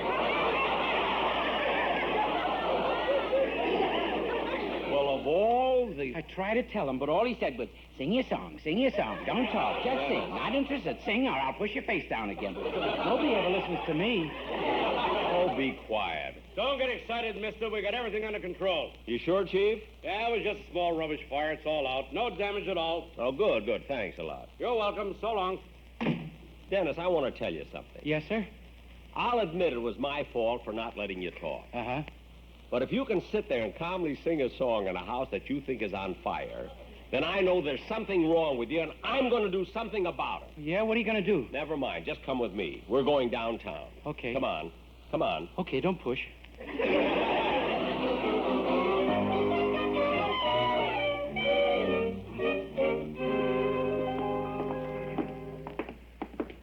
This is the office we want, Dennis. Gee, look what it says on the door. Dr. Heinrich Schultz, psychiatrist. That's right. Well, it's about time. Certainly is. You should have gone to him a long time ago. It's not for me, it's for you. Now, come on in. Yes, sir. What can I do for you? I'm Jack Benny. I phoned Dr. Schultz and made an appointment for Dennis Day. Oh, yes. Is this Mr. Day? Yes, ma'am. Has he ever been here to see the doctor before? No, ma'am. Well, before you can go in and see the doctor, I'll have to ask you some questions. Your full name? Dennis Day. Your wife's name? I'm not married. Parents? 2. I know you have 2 of them, but what are their names? Mr. and Mrs. Day. I know that, too, but I want to know their first names. What do they call each other? I'll tell the doctor, but I won't tell you.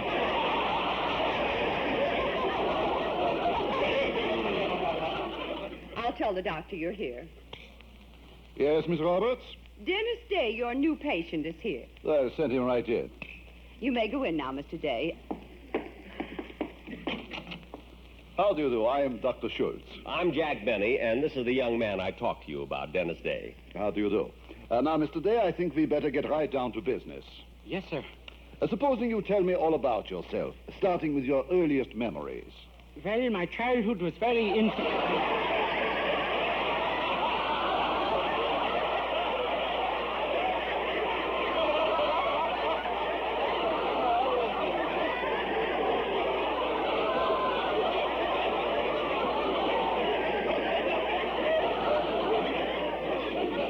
My childhood was very insecure. You see, I was born in New York, but when I was 5 months old, my parents moved to Buffalo. Then 6 months later, they moved to Chicago, and 2 months later, they moved to Cleveland, and a half a year later, they moved to Pittsburgh. They moved to Pittsburgh, eh? Yeah, that's where I finally caught up with them. Well, wait a moment. Mr. Benny, he must be exaggerating. His parents couldn't have deserted him that often. They couldn't, eh? Dr. Dennis has been left on more doorsteps than the Los Angeles Times.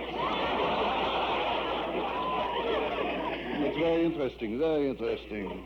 Well, I hope you can help him, Doctor. He's been with me for years now, and his silly behavior has made me gray before my time. Really? How old are you, Mr. Benny? 39. Well, one case at a time.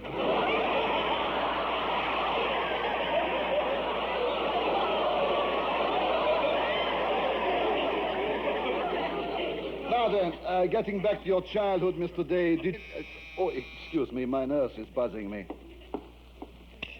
Yes, nurse? Oh, Doctor, Mr. Jones is waiting outside to see you. Jones. Oh, you remember, Doctor, the man who thinks he's a St. Bernard dog?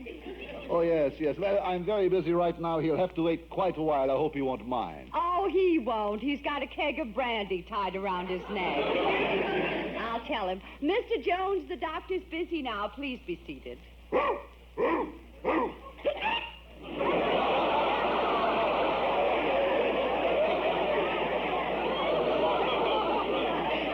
Now, Mr. Dave, I'm going to give you the word association test. Word association? Yeah, that's right. I'll say one word, and you immediately say the first word that comes to your mind. Uh-huh. For instance, rain. Snow. Black. White. Red. Blue. Green. Money.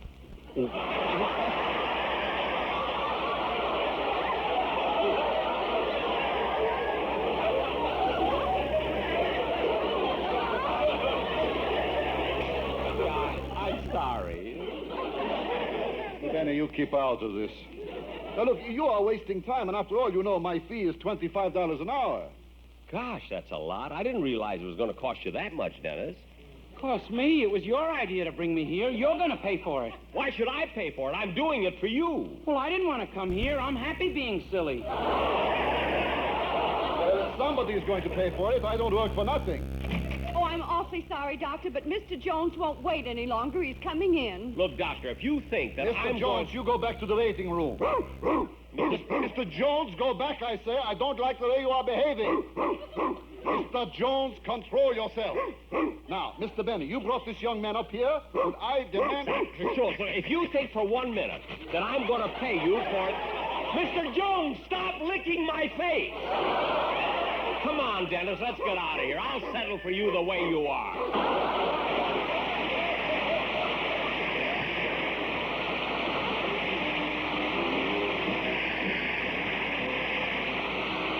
The Jack Benny Show tonight was written by Milt Josephsberg, John Tackerberry, Al Goldman, Al Gordon, and produced and transcribed by Hilliard Marks.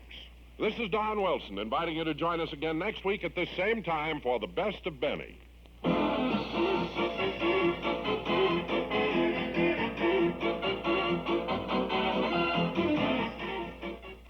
The Lucky Strike theme song there. At the conclusion, Be Happy, Go Lucky. Jack Benny broadcast The Best of Benny from Armed Forces Radio.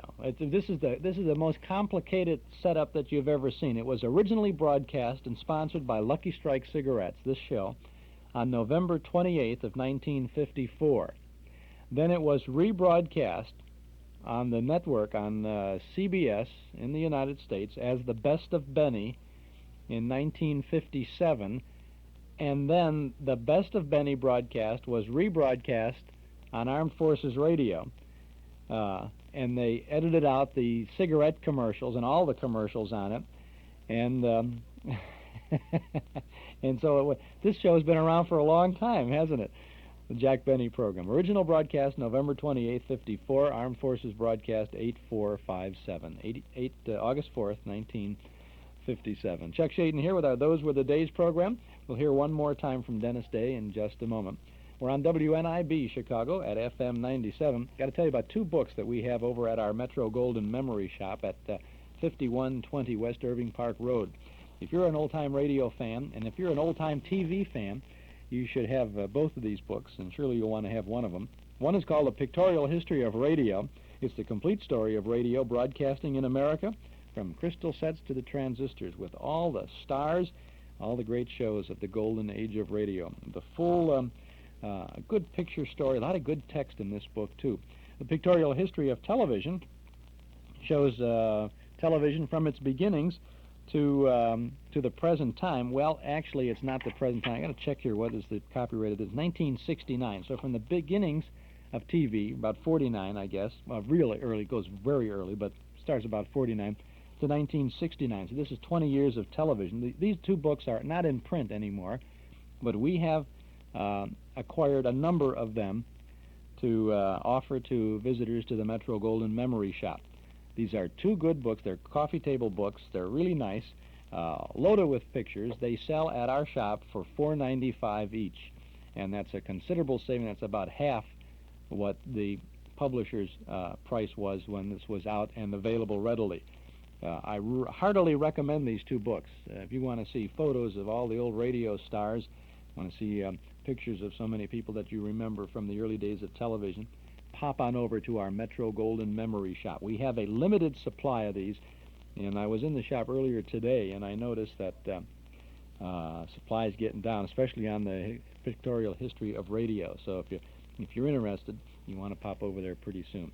At our Metro-Goldwyn Memory Shop, 5120 West Irving Park Road, just east of Laramie. Come on in and browse. Open Tuesday and Wednesday from 11 a.m. to 6 p.m., Thursday, Friday, and Saturday till 8, and from 1 to 5 every Sunday afternoon. Now, a fitting conclusion to our day with Dennis Day, a little lullaby.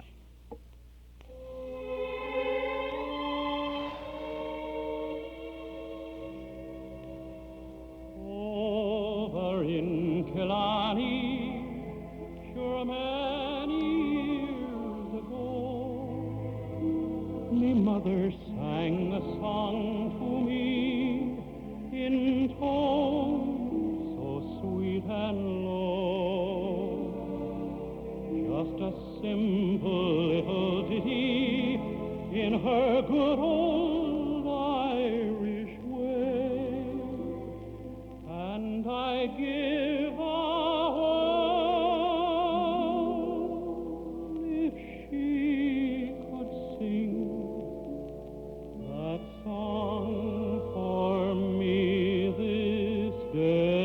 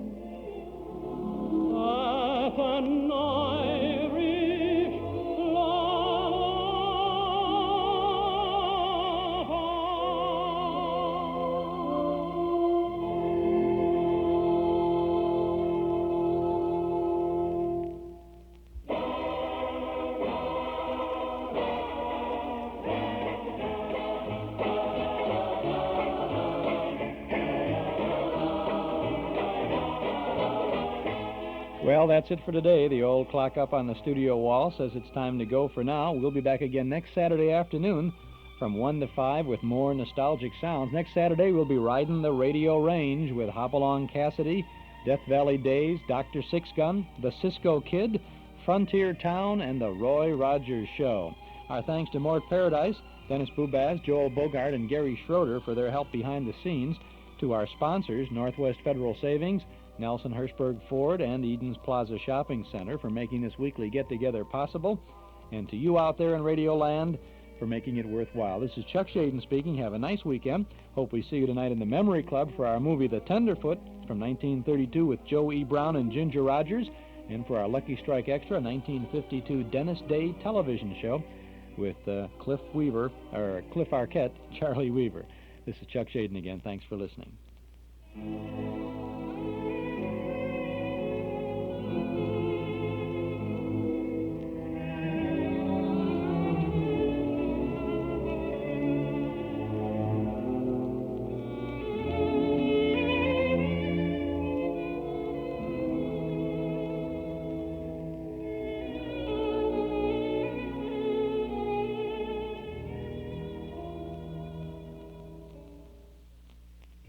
This is WNIB in Chicago, at 97 FM, the station for old-time radio and for classical music. And this is Bruce Duffy welcoming you now to Zephyr, a 2-hour program of short, familiar classical music which we present every evening, beginning at approximately this time. During the first hour of tonight's program, we'll hear Sir Thomas Beecham conducting music of Leo Delibes. We also have some waltzes by Chopin, Tchaikovsky, Joseph Strauss, Prokofiev, and Dmitri Shostakovich. At 6 p.m., we will continue our series tonight at Lyric Opera, and we'll hear a portion of Rigoletto with Roberta Peters, Jussi Björling, and Robert Merrill. And then to wind up Zephyr, we have music of Saint-Saëns, Tchaikovsky, and Dvorak. To begin, we have music by the French composer Leo Delibes. We're going to hear the suite of music arranged from Le Roi s'amuse, performed by the Royal Philharmonic Orchestra under the direction of Sir Thomas Beecham.